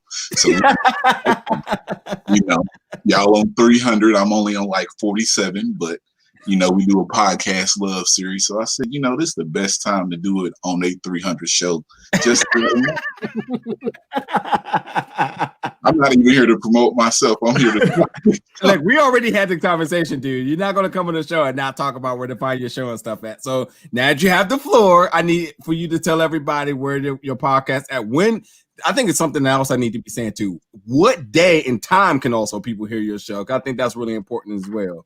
But yeah, drop all that information, man. Don't be shy. Plug yourself, man. It's no rhyme or reason to what we do over here. It's no day that it comes out. We do spotlight. So basically, we go out here and we talk to different wrestlers and we let them spotlight themselves, put themselves over. Black Wrestlers Matters, you know. So that's all we basically do. We sponsor a couple events out here. Our YouTube page, We Love Wrestling. You can see all the spotlights on there. 15 to 20 minutes with the Pretty Heels, Down for the Count, Top Rope Squishy, a few other people. Jobber Tears come on sometimes. And then, you know, just go out to shows and I record footage from the shows and then I do little edits to the shows just for the love of wrestling. Yeah, so that's what we do. That's also and that's important because you know, much like A Dazzle was saying earlier, I mean, when you're doing that, you're giving a platform for folks who may not. First of all, I got to kind of screw back a little bit too. A lot of wrestlers getting started, you know, it is a challenge for them being able to put together the gimmicks, being able to get work, getting their getting, you know, their attire and gear and all that together. And then you forget, like, oh yeah, then you got to work on social media. And I think that's something that, you know, outlets and podcasts, that's what we kind of do, is we want to make sure that we can give and provide our platforms in order to give these people out here who's trying to get started, who may not got that recognition, who damn sure have the ring work, opportunity for others to see. So like that work, it's definitely priceless. And like, especially right now in 2020, you still out here being able to do it. I mean, hats off to you all. And like, yeah, regardless of we're on 300 or not, like much like I said earlier, you got to make sure that, each and every day when you do it, that you just love it, and it's the vice away from the world. And by all means, you know, it not being about y'all, because literally, as much as I'm trying to get you to put yourself over, you're just like, no, it's not what we do.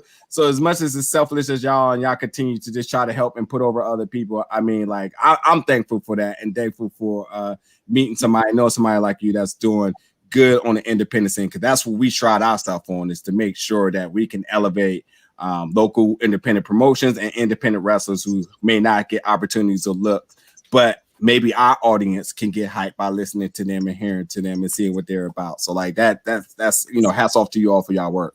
Yeah, you know, I say we under the radar. We got like 9,000 followers, but when I tell people that we love wrestling, you know, we could be doing independent stuff and then boom, out of nowhere, we'll do something with like a big company.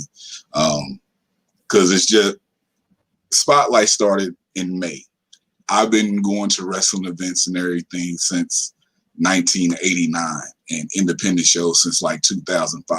So you take my mind now, and they got me into talking to all these people who I got years of seeing. You know, it's just a fun thing to do to give back to wrestling. And you know, if one person sees something and like it, I'm good off of it, and that's all it's about. That's awesome, dude. That's awesome. I appreciate it. So once again, definitely plug where your all of your content can be found, YouTube and all that other good stuff. So make sure all the good people can hear that. Find us on YouTube, We Love Wrestling, Instagram, We Love Wrestling, Twitter, We Love Wrestling 1. They won't give us that name. And Facebook. Would it be cheap names, man? Those Twitter handles that nobody tweeted from. Don't you start with me. Don't we know the pain. Somebody blasted the wrong thing and sent like 100 followers over there, and I was like, no, unfollow that page. So we got it down to 1 follower, but Twitter, whatever. But and Facebook, we LUV Wrestling. And like I always say, if I love wrestling and you love wrestling, then we love wrestling. And that's what it's all about. 300, like I said in that chat with all y'all. This is Sparta. I'm surprised no one made a joke about that yet. So I I'm was glad waiting, someone did.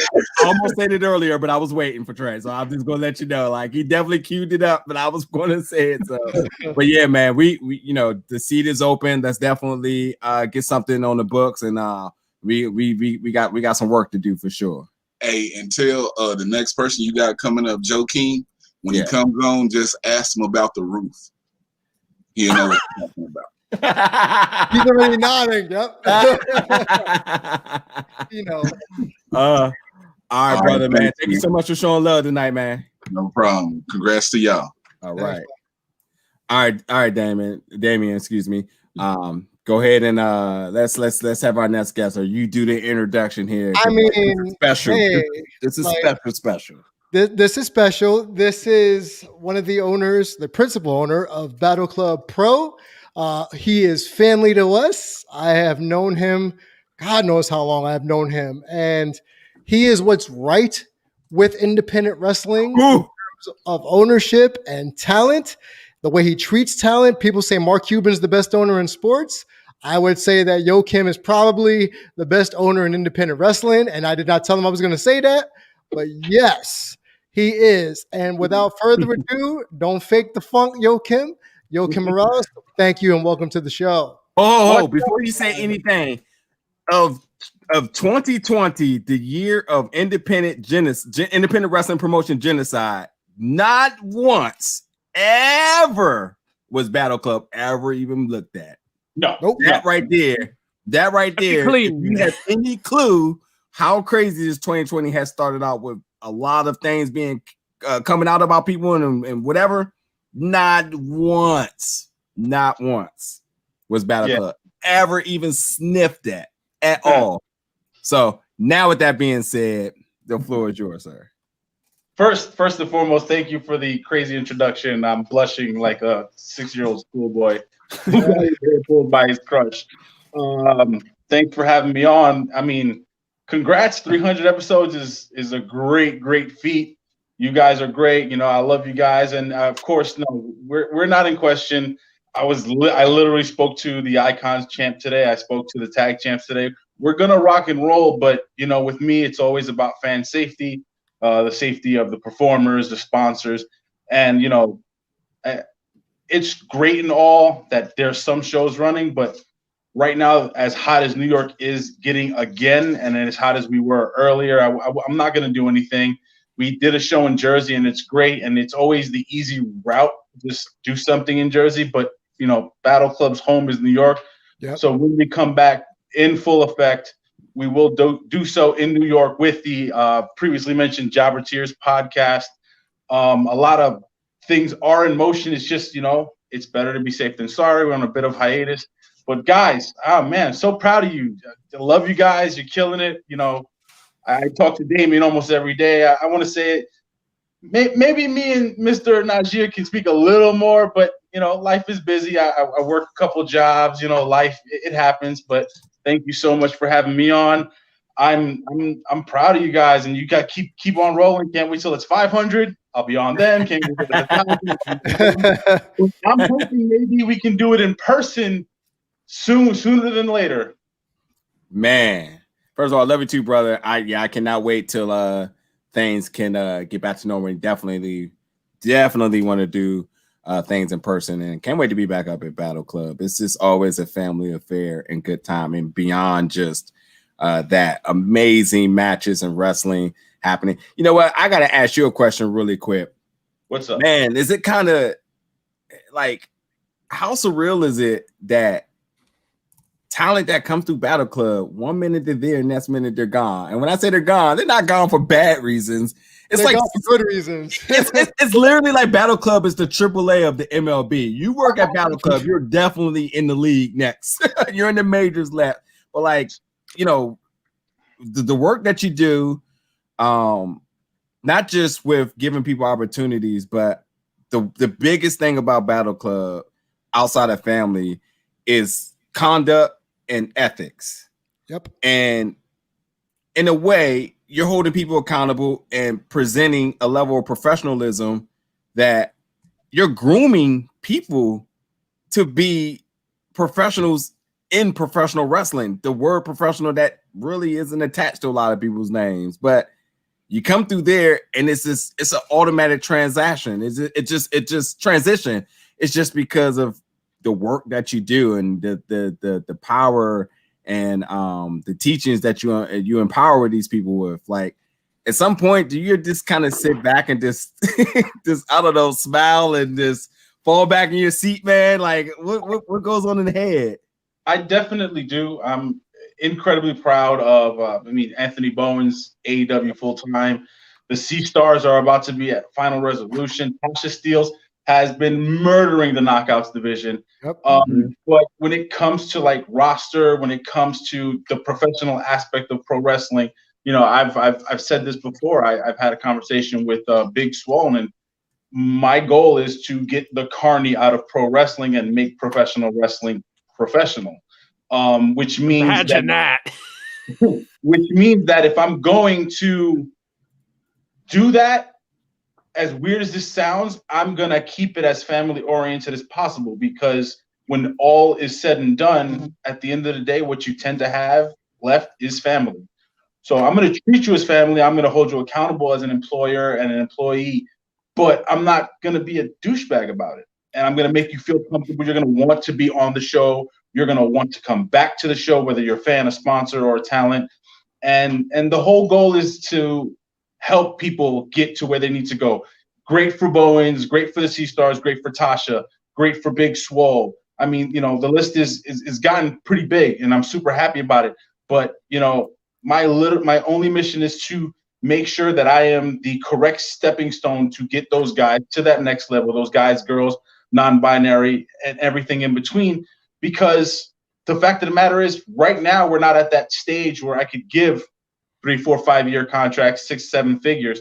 But if all goes according to plan, we will be there. And, the mission's has constantly evolved. It's gone from bringing great wrestling to the Bronx to bringing great wrestling to New York to bringing great wrestling to the tri-state. And, after the tri-state, East Coast. After the East Coast, the continent. After the continent, the world. But I just want to make sure everybody's doing their thing, and I'm going to hold myself accountable. I would never ask anyone to do something I wouldn't do, because that's the kind of owner I am. And that I was taught that from Carlo, who was, who came before me, who set this whole thing up. He's the founder, and I'm holding tight to that mission statement. I don't have a ton of time, but I really just had to be on. I love you guys. I've actually got a business meeting about the vacant world title. Oh, what? Whoa. Breaking news. All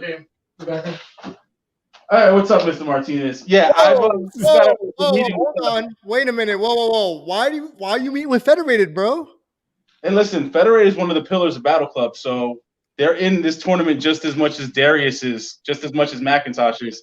So yeah, I gotta run because he doesn't have a ton of time. Okay, but this is news, y'all. Federated Battle Club. We got to be on the lookout for this, because I didn't expect that. In the tournament. I just don't know how many of them yet, so that's what we're going to talk about. But love you guys. Be safe, and I'm proud of you, and I will be on soon. All right. All right, brother. Oh, man, love you too. Bye. Shit. Breaking news on the big goal. That's what happens on 300, huh? Come on. We got business deals with world title implications happening on our. Get out of here, man. See, only 300. See, this is random. All right, let's get to our next person now here. What's up, brother? Il Fam. Hey, man, state your claim. Let us know. Y'all letting all that other good stuff. What's going on, man? Il Fam 7 now. Your social media choice from the Black Wrestling Podcast, just coming through. To salute y'all, man. 300 episodes is a great big deal. I hope to make it to 300. We just made it to 200 ourselves. So, man, congratulations to y'all on 300, man. That's a big goddamn deal. Appreciate that. Also, congratulations to 200, regardless of whatever the number is. Still being able to go strong is a good thing, and obviously I can see the energy coming from you. So, like, you're still having fun in doing so. Yeah, 300, man. It's crazy. It'll fly by. It's been 5 years, and I honestly do not remember it being 5 years. But that's why I pay Silly Sellers the top dollars, because he keeps me honest about the one thing I need. How long has it been, Sellers? That's my top job. Timekeeper. Historian. So tell us, how'd you get started? Members of your crew and all that other good stuff. All right, so it's myself, Brother Math, and actually the founder, Cal.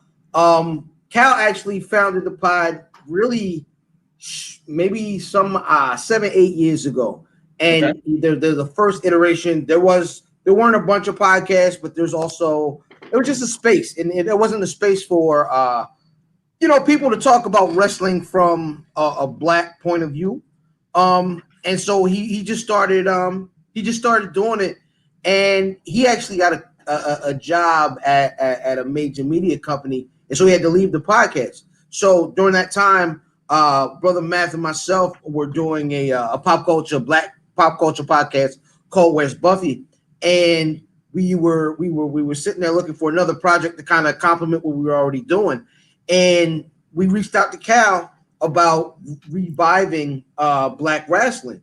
You know what I'm saying? As the three of us, and I mean, 201 episodes later, here we are. That's awesome. That's awesome. I feel like I always ask questions. I'm gonna give my other members of the team to ask questions. I've been cross-referencing everybody today. Anybody want to step in for a question? Well, the first question is, where did you get that hoodie? We need the hoodie. All right, because so these are gone. This is now. I'm gonna tell you. You have to pay attention at Black Wrestling on all social media. You gotta pay attention to our socials. We kind of when we put our hoodies out, we put them out for a second. They hit. We let them go, and normally they're gone. We've brought back this design a couple of times, but it'll be a bit. We just blew out of the Nation crew necks. If you'll see those around, the Nation of Domination crew necks, those we just blew out of, and we probably won't do anything merch wise, probably at least until Rumble, maybe Mania. All I'm saying is keep us in consideration. Give us the buddy contact of saying like, hey, they're about to go up, and go now. I mean, that's a hell of a hoodie. It is. Listen, if you see this red X, you know what it means. You know what I'm saying? I've seen a couple other places they attempted. Doesn't matter. If you see this red X, you know it's us, man. Black Wrestling Podcast. You know what I mean? So I got a question actually. So you talked about being at 200 episodes. Mm-hmm. So for you yourself as a content creator, how do you feel about your growth? Like, where do you see, besides the fact that when you first started this till now, how did your vision start, and where did it change along the line to get to 200? And now that you're there, where is your vision putting you to get to that next level? Because we talked earlier that podcasts flame out just like that. But when you get past that 150, 200th episode, that's how you got traction. Mm-hmm. So where do you visibly see yourself and the show going when you get to inevitably 300, 400? Right. So to keep going and seeing our growth, I think really is in really our interactions. So Brother Math and myself are actually family. So we've got a natural kind of chemistry that just goes back and forth. However, with Cal, you know, we had known each other just social media wise. And now that we see, you know, our banter is easy back and forth, and it was really, really quick. But now that we see that, like, everybody kind of plays their role. One guy's the point guard, one guy's the stretch four, one guy's you're big, and it works like a basketball team or a sports team where everybody plays their role. And when everybody is playing their role at top, you can see the show like pump out and it get more quality and more quality. And just moving ahead, man. The other projects that we do kind of in conjunction with the site, such as like the BRP 50, which is our list of 50 great black wrestlers every year we've done for the last couple of years. Those sort of projects are the kind of things that kind of keep us going and keep us excited about the medium. Cool. That's awesome. Well, definitely thank you so much for stopping in, showing us some love. The seat is open. We definitely, we've been saying it all day. We definitely, once we get back into things, February of 2021, because January we take off, we're looking to establish some collaborations, really focusing on whatever the topics or whatever the show theme of that week is, and that way we can really help grow our brothers and sisters shows, and just have a good time and talking to different people. You know what I mean? 100%, man. Thanks for having me. But like I said, man, congrats on 300. That's a big deal. Appreciate it, brother. You take it easy for tonight. Peace. All right, man. I'll say this as a joke. It's been like so many people coming in, but we have so many open seats at the table. We about to reproduce the Last Supper or something like that. You know, just kidding. No, but it's been great. Just who's to see how many Judas people coming on. No, and it's been a great deal with like sharing the spotlight and putting the spotlight on other shows that are really doing the work, and like putting a spotlight and some traction on things that need it. So this has been, I think this has been great. I really like the theme tonight. Oh, well, it's not stopping, by the way. Got another guest jumping in. Oh, this is going to be interesting. Man, I don't even know where to go here, because I got a couple of things I want to talk about, and I hope I won't spend too much time on it. But let me get my brother in the show. Well, I'll let Damien take the we could do this as a team. Like, wow. Okay, my man's in them. The Big Bat joining the Big Gold Belt podcast, handing out golf plexes to everybody and their mama down in the South. Especially their mamas. Because, mamas can get it too. You know what I'm saying? Because they mama got smart with me. She kind of gets the golf flex in the backhand. It's fine. Trevor, thank you so much for joining us, man. I appreciate it. Thanks for having me. I should have set this tripod up earlier. But oh well. I mean, you're working at the clock tower, man. That's what happens. You know what I mean? Yeah. How have you been? Hold on. First off, whoever is tweeting from our page right now, I need this tweet to go out again right now. Trevor Aon to AEW Dark. It better happen. Word. Hashtag. Uh-oh.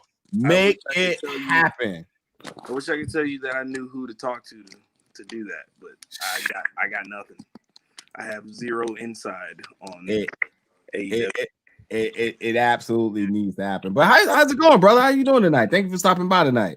So far, so good. I went got my train on earlier, and now I'm just watching my wife play something. What's vampires or something?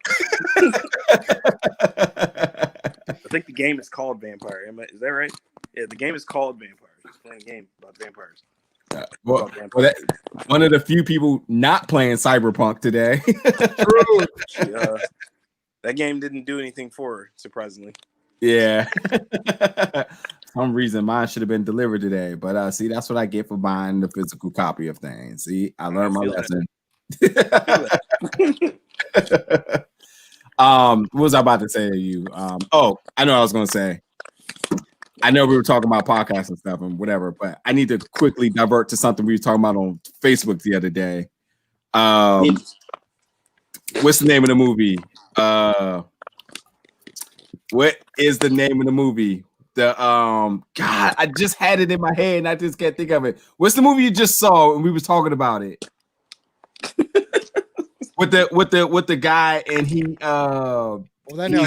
he's staging exorcisms, and then the demons was like, "Oh, you want the cleansing hour? The cleansing." We just watched that.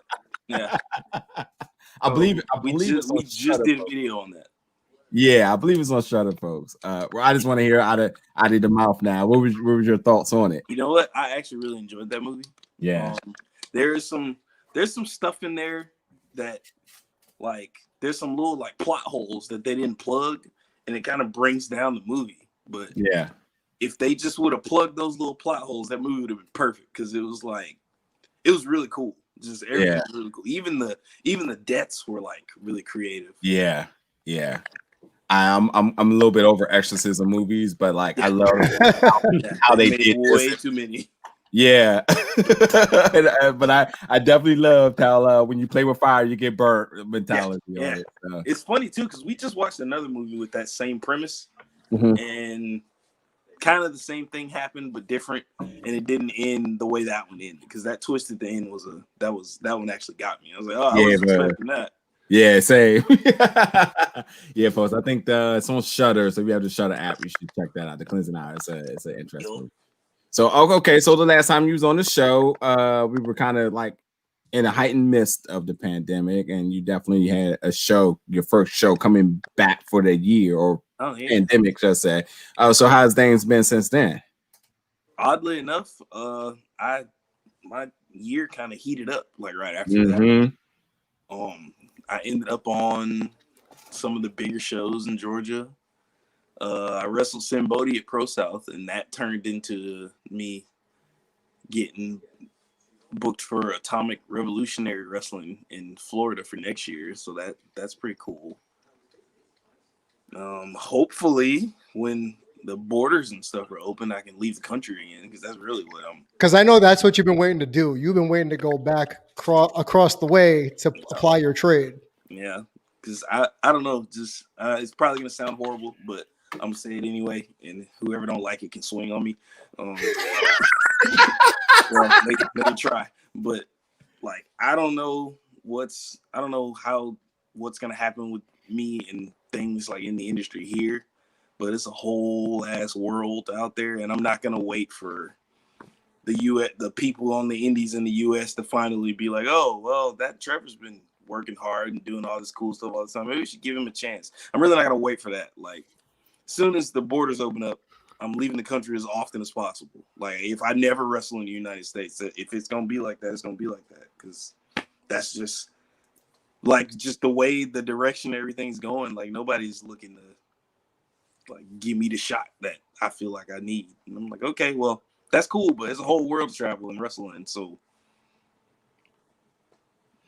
yeah, I once again, to my campaign, without being said, AW Dark, wake up, because they also are bringing people in from the Georgia area. So wake up. But yeah, you're right. I mean, like, beyond just America, yeah, there's a whole entire world across the ponds and different promotions that you would get out there in China. And then obviously you've already went through Japan, so you already know what's up out there. Yep. And then go back and do your thing. Like, well, I know, don't forget about Battle Club, whatever you do. I'm saying, as long as they want me, I will be there. Yeah, the lab and Battle Club, they will need you, and they will want you to be there. Have you worked Britain? Have you worked across the pond like that? I haven't been to the UK yet at all. Okay. So that's a big one. And I'm talking, like, I've been sending messages and talking to whoever I can talk to, because as soon as the borders are open, I want that set and ready to go. So I'll be selfish for 2 seconds and say, aside from the fact that, like, I appreciate the work you put in all the time, I want to see a mixed tag match that has you and Abaddon on a team, strictly for the aesthetic, so people could be like, what the fuck am I watching? But at the same token, people be like, oh shit, they could work. So that's actually what I'm looking forward to. Like, recently too. Like, I didn't know who she was until recently. And I was like, oh, wait, so they're not scared of these kind of characters on the show. No. So it's okay. So I don't want to hear anybody say, oh, well, that Trevor is too controversial. No, I'm not. You're an equal opportunity ass beater. Well, I don't understand what's the problem. Yeah, I think the merch speaks for itself. Oh, dude, I need to ask this question while you're on the air. I don't think I've ever asked it. Where did the slogan come from? Which one? Shut your mouth. Oh, I've been saying that for years, to be honest with you. like that became a thing where they were like, yeah, I'm gonna quote Trevor and be like, shut your ass up. Even like, I don't know, what am I, 34? Like, even when I was in my 20s, I used to say that a lot, just because a lot of times I don't like arguing with people, especially when I don't like. So I won't argue with you, especially, them people who just, they be trying to harp like weird stuff on you where you're like, look, I know what you're saying don't make a damn bit of sense. Can you just not? But they never do. And I just eventually just be like, man, shut your ass up. And it just, I joked about it on Twitter thinking that, I say this all the time. What difference does it make if I say it in wrestling? And somebody said, oh, you should put that on a shirt. And then that turned into like 10 more people saying it. And then 10 more people said it. And I'm like, oh, okay, well, maybe I should make this a shirt. Because I'm really not like, this is only a recent thing where I even like do merch. I'm really not like a merch guy. Like I'm really not out to sell you a t-shirt. I just want you to come watch me wrestle. True.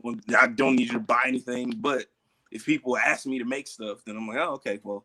And then thinking about it, I used to want like a company to like sponsor me and let me like rep their brand or whatever. And then I was like, wait a minute, I own a logo and a name, and I can trademark all these phrases and stuff I have. Why don't I just rep my own stuff?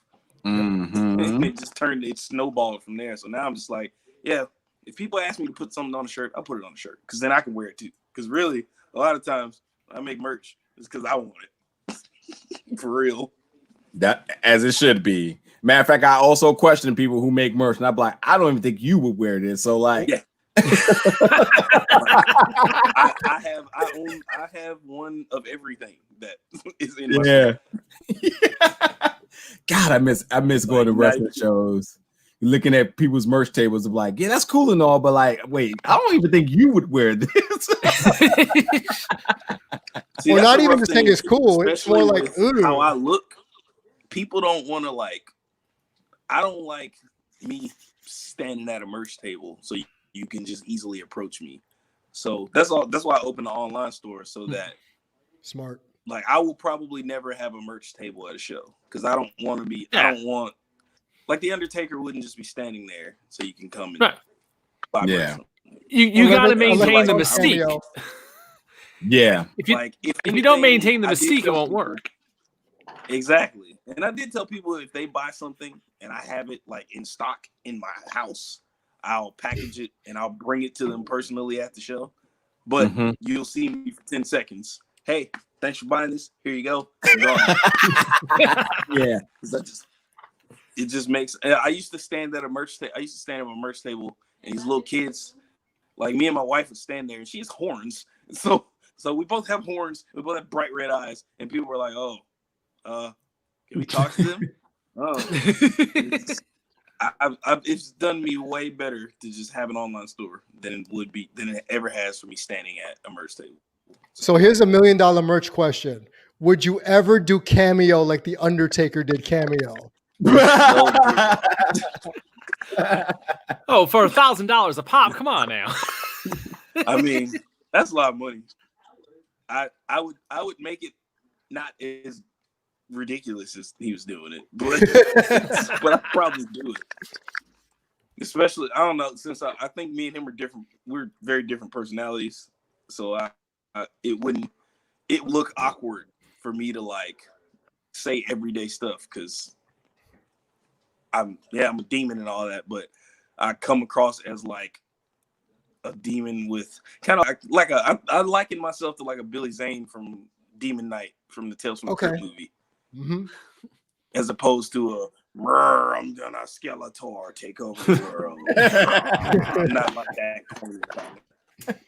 Like so what you're saying is Grandma would not get the birthday wishes. Would we lose him? Oh, no. And I was gonna ask that question too. Where I was like, "Oh, so if you talk to Grandma, would you tell her you want her to shut her ass up? Like, how would you do that?" Oh wait, I think he's coming back in. He might be back. He might be raising from the dead. I mean, he is a demon, so it works.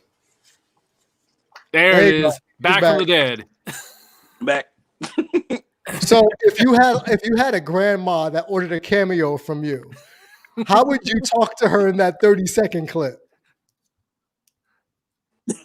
That depends on what she asked me. What was it? She was like 92 years old.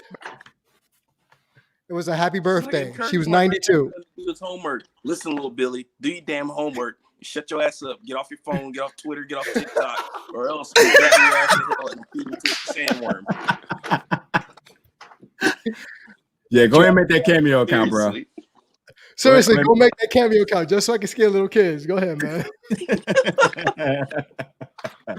Where are you? Kids.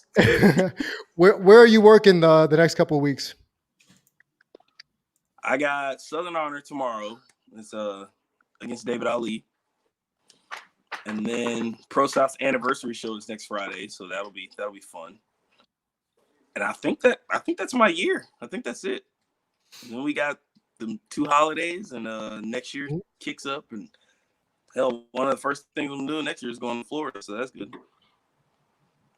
Hopefully, there's better mandates in Florida next year. Yeah, I got you. Be careful out there. That's all I'm gonna tell you. Yeah, no. Where can people find you on social media? Hopefully, they get these damn borders. As usual, I am Trevor Eon on everything pretty much, but Trevor is spelled Trever, and Eon is spelled Aeon because I know everybody always spells both of those wrong for some reason. But I'm also the only weirdo who uses those spellings, so pretty easy to find. Facebook, Instagram, Twitter, Trevor Eon, Treveron. Makes branding easy.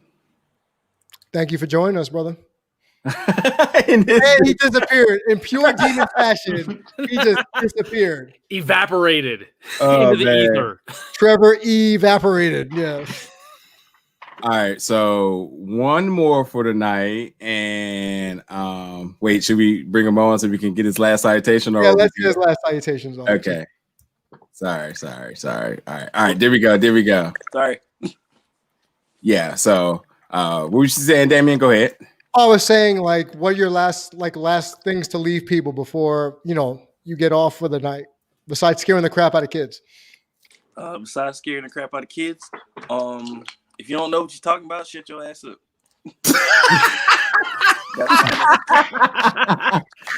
Hey, Trevor, I'm gonna be in your messages in a minute. We need a new soundbite with that, okay? All right. Thanks for stopping by tonight, brother. That's awesome. Thanks for having me. All right, take care. All right, see you guys. Oh God. All right. Oh man. 300 episodes, man. All right, so we're gonna have one more, and I know we were gonna kind of wrap up on our news, but until that person comes in really quickly, let's just start going down some of the news stuff really fast. All right. So the big weekend starts tomorrow as WWE Thunderdome moves to Tropicana Field in St. Petersburg, Florida. The big question is, how will it look? How will it be presented? There's some different logistical issues that it's different than an arena. Number one, there's no big video board in the middle of the screen. There's been some pictures that have been leaked from the building of the set of the Thunderdome. A big question that I had earlier was, were anybody going to be allowed in the crowds? In Jacksonville, Miami, and in Tampa, just across the bay from St. Petersburg, there have been crowds at the football games. Mm-hmm. So that's going to be a thing. The NBA is kind of up in the air about whether or not they're going to have crowds, but they will be playing at their home arenas. So that may be a state-by-state basis. So why not WWE? Tropicana Field is a 35,000-seat stadium, and that's clearly more than enough space as is a baseball and football stadium to have fans in the stands and socially distanced. If they can do it at Daly's Place in Jacksonville, they can damn sure do it at a baseball stadium. So it'll be interesting to see how that happens, but it doesn't look like fans are going to be invited thus far.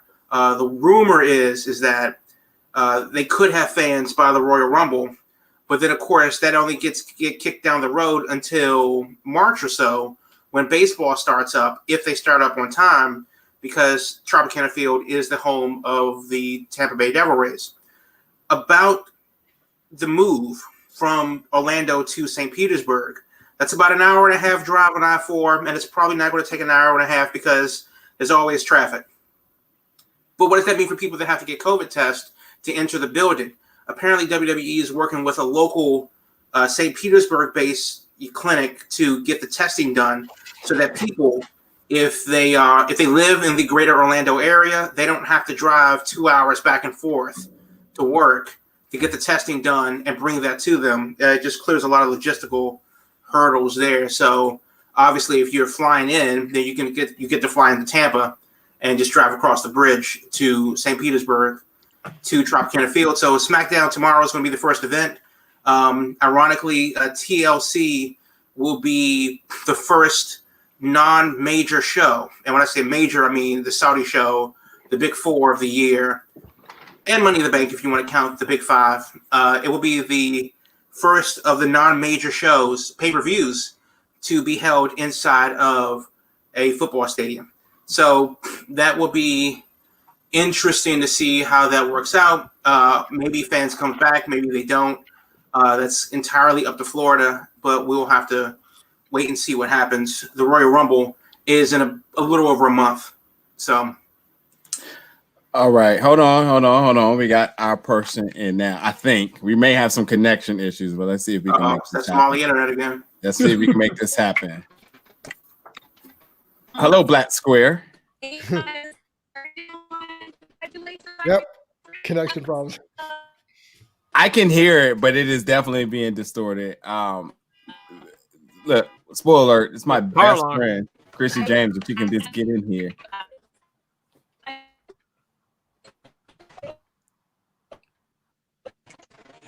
Yeah, she's just. I'm so sorry. I can hear. Oh, there you go. Oh, it's okay. Look, making time even while she's out, and there goes that. So we tried. The Somali internet was not going to allow it. The Somali internet hit its finisher and put that down. Jamal, you can continue. I'll let you know if something pops up. All right. Sonya Deville, we haven't seen her since, I believe, SummerSlam. We also haven't seen her since she had a crazed fan and an attempted kidnapping. Home invasion happened at her actual residence in the Tampa Bay area. She writes this on Instagram and part of her Instagram stories recently, and it says, and I quote, "I'm going to say this once and try to be clear. I love my fans very much and appreciate you. Despite what has happened, I do not categorize you all as raging psychopaths, but harassing myself or people I have been with and etc. is never acceptable. I share my life with y'all to an extent because it is part of what I do and what I signed up for. That being said, I will not hesitate to report or take legal action against anyone that has sent threatening messages and or anything appropriate to me or someone in my life. I'm not messing around at all, and it is zero tolerance policy at this point due to the referenced incident. Thank you." Smiley face emoji. So the TLDR, don't fuck with Sonya Deville or any wrestler. I mean, be better than that. Ring of Honor. Final Battle is happening on the 18th, which is also the same weekend that TLC is happening. They're actually going to give away an hour of the event for free on Facebook, YouTube, and something called Stir City. I ain't heard that one. Sure. This is from eWrestling News. Ring of Honor sent out the following press release today, revealing that the first hour of the Final Battle pay-per-view event will be available for free on Best of on the Planet, Stir City, STIRR City, Facebook and YouTube. So if you're watching on Stir City, tweet me. I need screenshots.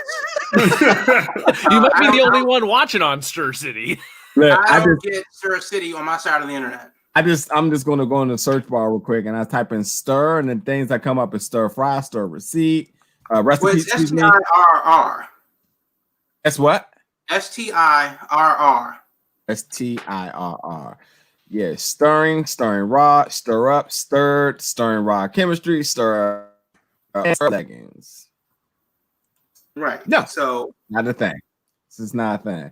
Oh, it is a thing. It is a channel of some sort. Washington News and Entertainment, WJ. Okay, so it's a local new channel that I still never heard of. So, well, that I've still never heard of it, and we're talking about it right now. Hold on.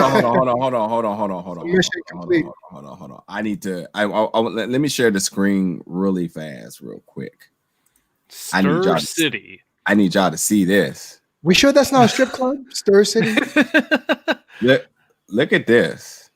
So it's got Ring of Honor. shows on it. Ring of Honor right there. Okay, so it's got to be a Sinclair thing then. Yeah. Quantum Leap's on there. Charge. Look at the company right here. Yeah, I mean, how can Ring of Honor compete with Scott Bakula the tour de force that is Scott Bakula in Quantum League.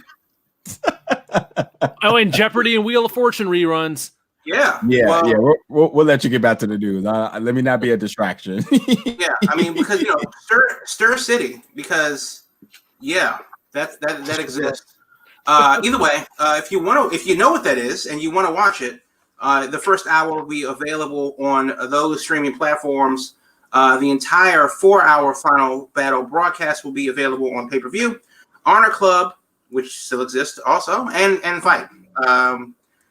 There's a bunch of matches. You can look up the matches themselves. Apparently, the Ring of Honor talent is in Baltimore now, and they are in their Ring of Honor bubble. So good on them for being able to get the show together for you for next weekend. Believe the first hour starts at 8 p.m. and the rest of the show continues to 9 p.m. Eastern time. A bit of breaking news, apparently. Thomas Lister Jr., you may know him from his acting career. He was in Beverly Hills Cop 2. He was in, of course, No Holds Barred, opposite Hulk Hogan.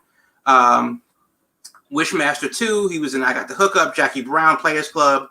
A lot of Little Nicky, which is great, but unfortunately, he was in Zootopia. I didn't know that. Don't forget Meteor Man.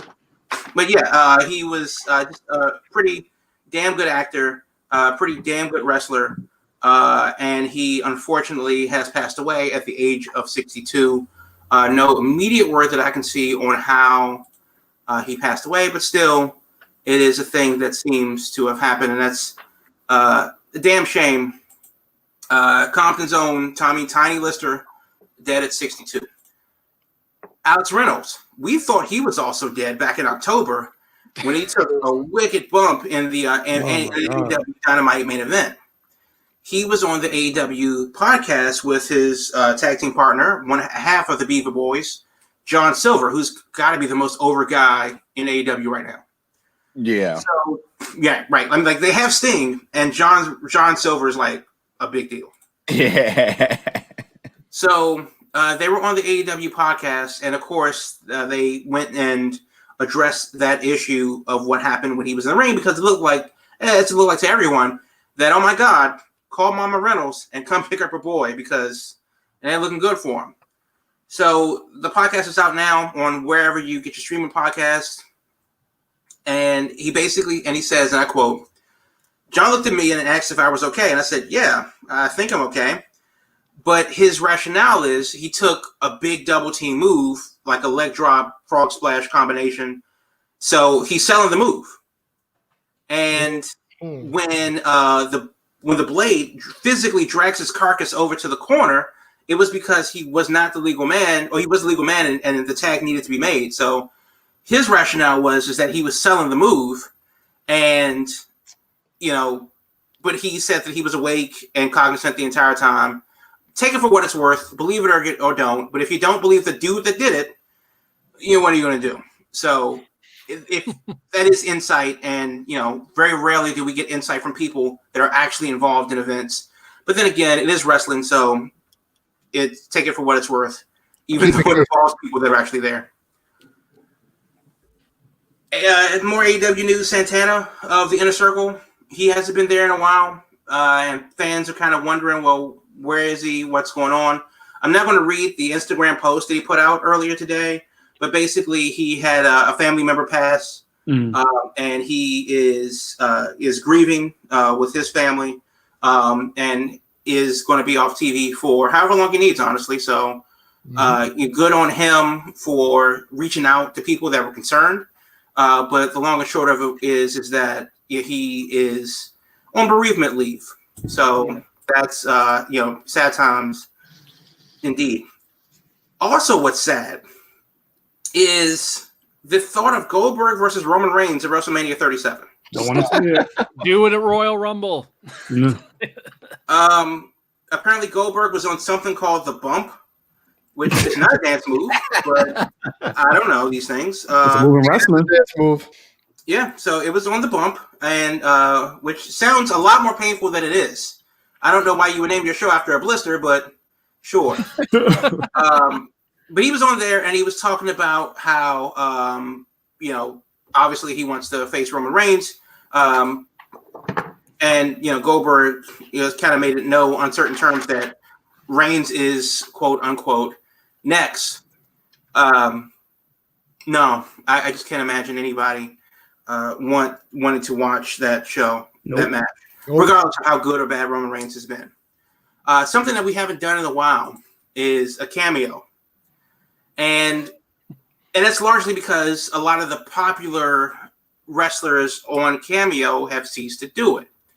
How much is, James Ellsworth charging on Cameo? The real question is, who the hell cares what James Ellsworth is charging on Cameo? But Cody Rhodes is on Cameo. Cody Rhodes is on Cameo with Fuego del Sol, who's an up-and-coming wrestler who's been killing it on Dark. Yep. And in losses, but he's a friend of Sammy Guevara, who's been featured prominently on his vlog. So good on Fuego del Sol for getting in and making his 15 minutes and turning that to a half an hour. But who's charging more? Is Cody Rhodes and Fuego del Sol, after taking an internet bit from Sammy's YouTube show, are they charging more on Cameo than current Los Angeles Laker? Oh boy, JaVale McGee. He's not with the Lakers anymore. Oh, he's not? He got traded. Oh, good. Because fuck JaVale McGee. Wait, he did? Yeah, he got traded. That dude I don't consider to be one of the brightest. So I think if JaVale might be trying to outstep his own price bracket here. Yeah, he's with the Cleveland Cavaliers now. Okay. Yeah, I'm going to say more. Yeah, he probably thinks he's something. He's probably charging more, especially because the Cody thing sounds like it's more of a rib, for publicity than actual thing. So I could see him not really charging that much. Yeah. Well, I could see it with like the MJF thing where he's charging an astronomical number and knowing no one's going to request it. So I'm going to say, So I'm going to give you. I'm not going to give you a number, but do you think that Cody Rhodes or JaVale McGee are charging more than a shiny, brand new PlayStation 5 digital edition? Oh, so $399 is the magic number we're looking at. I would say Cody is charging more. I'll say more. So you say that Cody is charging more than a PlayStation 5? JaVale McGee more than a PlayStation 5? Yes, I will say that because he thinks he's a 3-time champion now, or something, or whatever it is.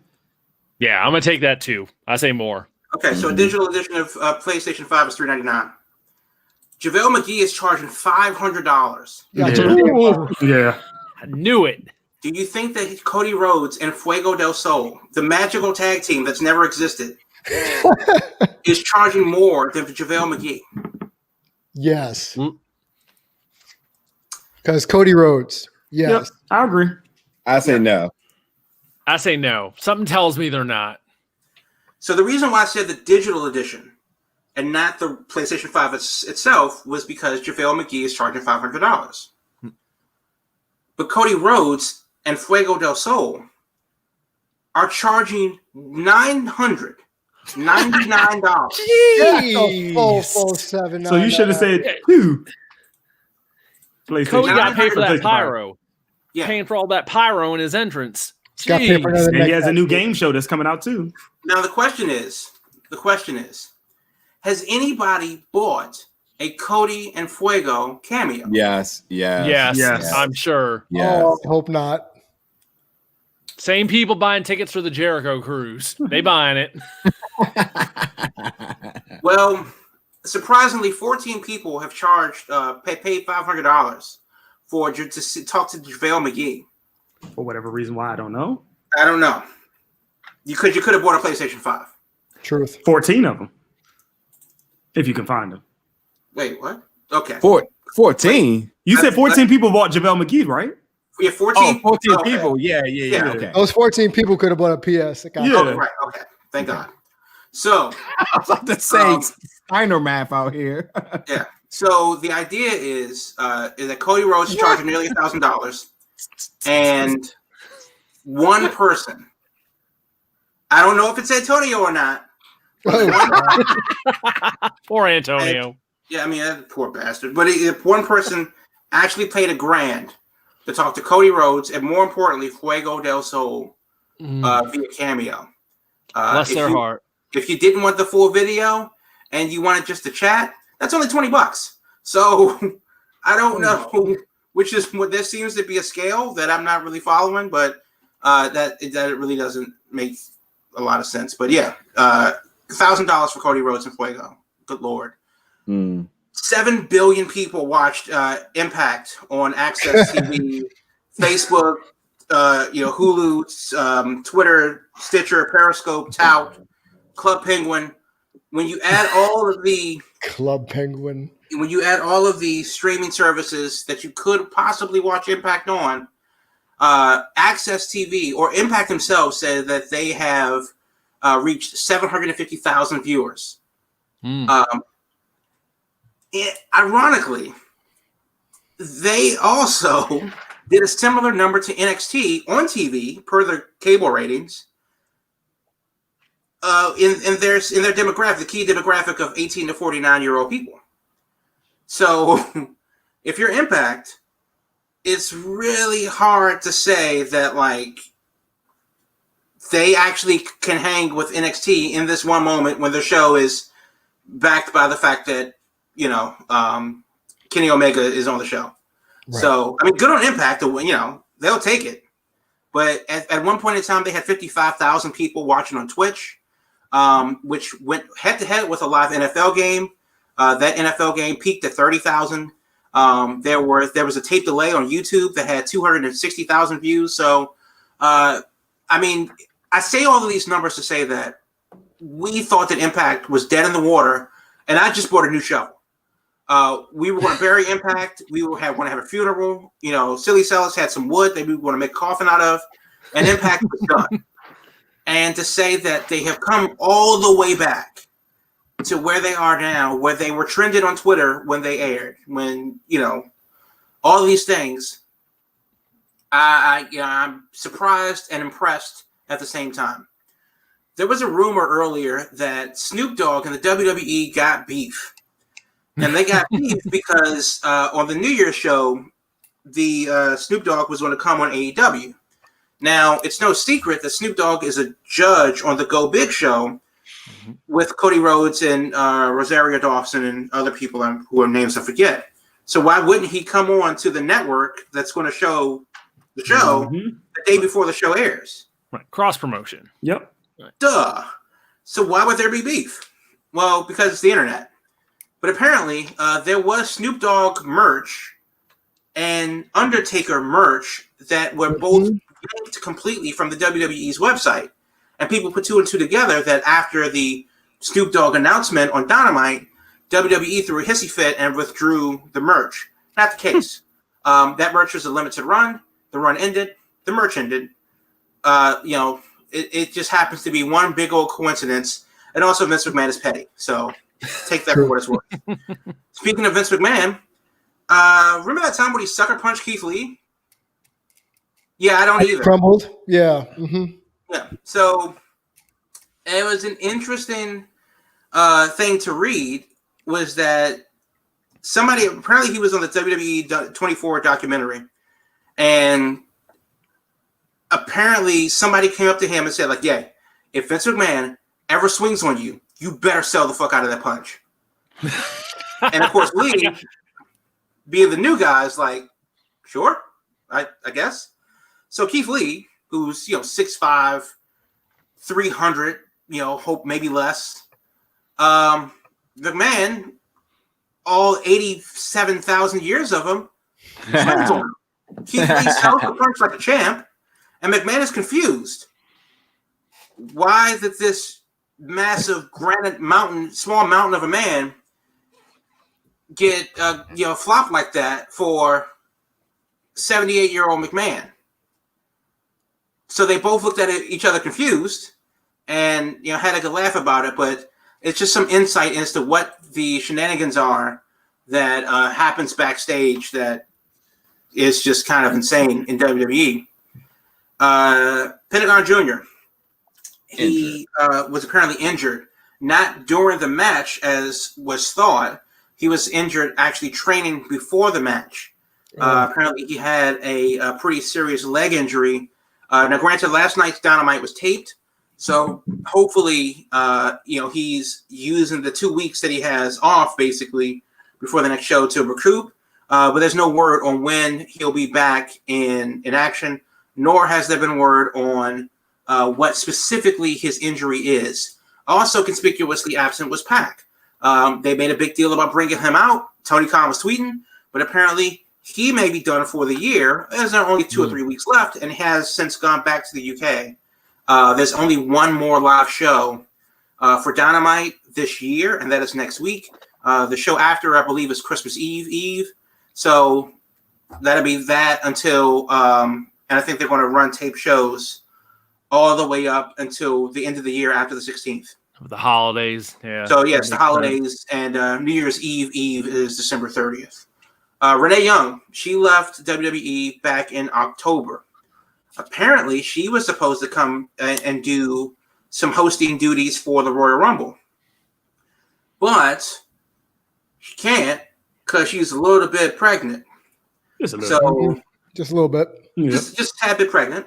And also considering that she's already had COVID once, and we don't really know what the ramifications of that is, considering that she's currently pregnant, she and Fox thought better of it that, nah, you can sit this one out. Yep. We'll do something else, after a while. Don't worry about it. But she was on the Bella's podcast explaining how that was going to happen, and that she was going to be on the SmackDown season premiere tomorrow. But obviously not going to be the case because of her pregnancy. Speaking of pregnancy, I don't know why this is an advertisement for a show. I don't know why people think that this would be something that people would want to watch. But Artem Chinvintsev and Daniel Bryan are having a little bro talk because Artem is married to Nicole Bella, and Daniel Bryan's married to Brianna. So when you're talking to your in-laws about, their dual pregnancies, an in-depth, candid conversation on pregnancy sex, is a thing that you want to, talk about. Oh, Lord. Anything for views, I guess. Yeah. Right. In the clip that I didn't watch, but the thumbnail of the clip shows a very confused Daniel Bryan with his eyes squinted, like he's seeing a picture of Bigfoot for the first time. And Artem in a reassuring kind of face, like, yeah, that's where that goes. It's the damnedest thing I've ever seen, but if you really want to hear two bros talk about pregnancy sex, he's got you covered this week on Total Bellas. I'm good. I mean, the demographics, man. The demographics demand it. And finally, it's actually is a big weekend in wrestling, surprisingly. Triple Mania is this weekend down in Mexico City. And then, of course, the Thunderdome moves to the new home of Tropicana Field for SmackDown. And then the Super J Cup is this weekend. I'm not familiar with every single person in the Cup, but it would be interesting to see, El Phantasmo versus Leo Rush, Chris Bay and Clark Connors, ACH and TJ Perkins. I'm pretty interested in those. And then, of course, it'll be interesting to see if what happens with the Lucha Brothers, Phoenix and Pentagon Jr. They have a championship match down in Mexico for Triple Mania.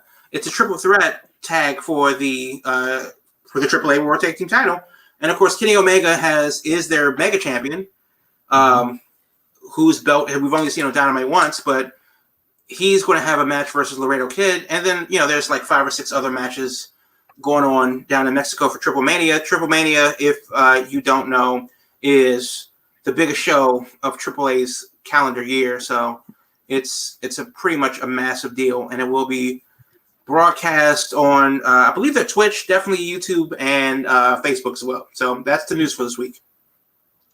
Yeah, also, Final Resolution Impact is this Saturday as well. Chris Bay is going to be facing Raswan for the Impact World Championship.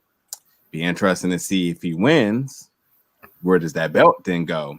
over to New Japan. So Very they have true. an opportunity to do something very creative this week, possibly. So we'll see what happens with that. Man, tonight's been a crazy fun show.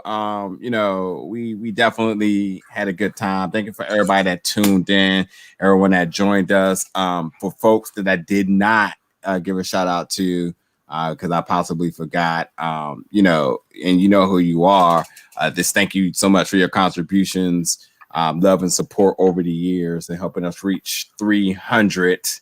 And, you know, whether it's been, you know, talent coming on the show, or whether it's just other outlets and podcasts that we've worked with, or just friends and so on. You know, thank you so much for the support from over the years. It's been a fun ride. I'm definitely looking forward to more. Now, here's the thing. I've been wondering something. Like, I know everybody's like, well, reach 500, and that seems cool and all, but I'm wondering, do we ever switch up the numbering convention here? Do we switch to seasons, or do we continue just racking them up here? Is the question. Are we holding a vote on air? Because no, I'm spitballing here, but either way, we got plenty more in us. We're going to do this until Hobo's old enough to be on the podcast. True, and then she can take over when we're done. That's right. She'll be running the show next. That's right. Her and Landon. Oh, there we go. Yeah, we will let it be Hobo, and we'll see if Alley Cat can make time to record a podcast each and every week, because that's the podcast we really need in this world. The Hobo and Alley Cat show. Yeah. So, any other closing remarks for tonight, gentlemen? It's been a hell of a ride, man. I mean, I know keep grinding. I know I'm the last one to the boat here, but this is a great team, and I can't wait for us to do more, man, to expand. I'm looking forward to it. Yeah. Lord knows 2021's got to be better than the crazy ass ride we've been through this year. And if we were able to keep cranking them out every week through this whole thing, that shows you. It's like, I mean, even in the worst of times, there is stuff that we can talk about for an hour to get a show out every darn week. If we could make it through this damn year, for sure. It's true. It's true. Really quickly before we go, might as well share. What's that social media thing people are doing? Was it started here now here, or started there now here? Is that how it goes? Oh yeah, something like that. How it started, how it's going. There we go. Yeah. See, that's why I pay y'all the big bucks here. Oh wow, yep. That was at RH in Dallas. Yeah, so that is our first show of us together with our shirts and everything. So. That's when I think things start getting real, when we realize like we're having fun, and we had some good opportunities there too. Even not even really seeking them, but they definitely came about. So, and although all of us now don't have a group picture, I do have pictures with each one of y'all at some point. But we'll eventually get a group picture. You know, once this COVID thing decides to just completely disintegrate. Again, y'all can superimpose me. That's fine. You can just cut and paste me into the group photo. That's all right. But by the way, you see our face each and every Thursday, as always, folks. We'll be back next week, regularly scheduled program, 8 p.m. Eastern Standard Time. Podcast available on all audio platforms. January is our hiatus. We'll be back in February. So episode 301 will be next week, talking about all the things that's happening in wrestling.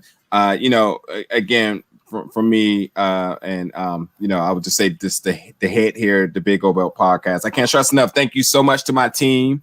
You guys, you mean the most to me. I cannot do this by myself. And each and every way that y'all contribute, it just it's priceless. And to the fans and friends and everything, the text messages, the people that say I listen to the show, the people who sidebar me conversations from the show, I thank all of you all too. You all are very special, and you are definitely a catalyst to what makes us continue to want to do this each and every week. So with that being said, that will do it for tonight, and we'll catch you all next week. Peace out, folks. Thanks for listening.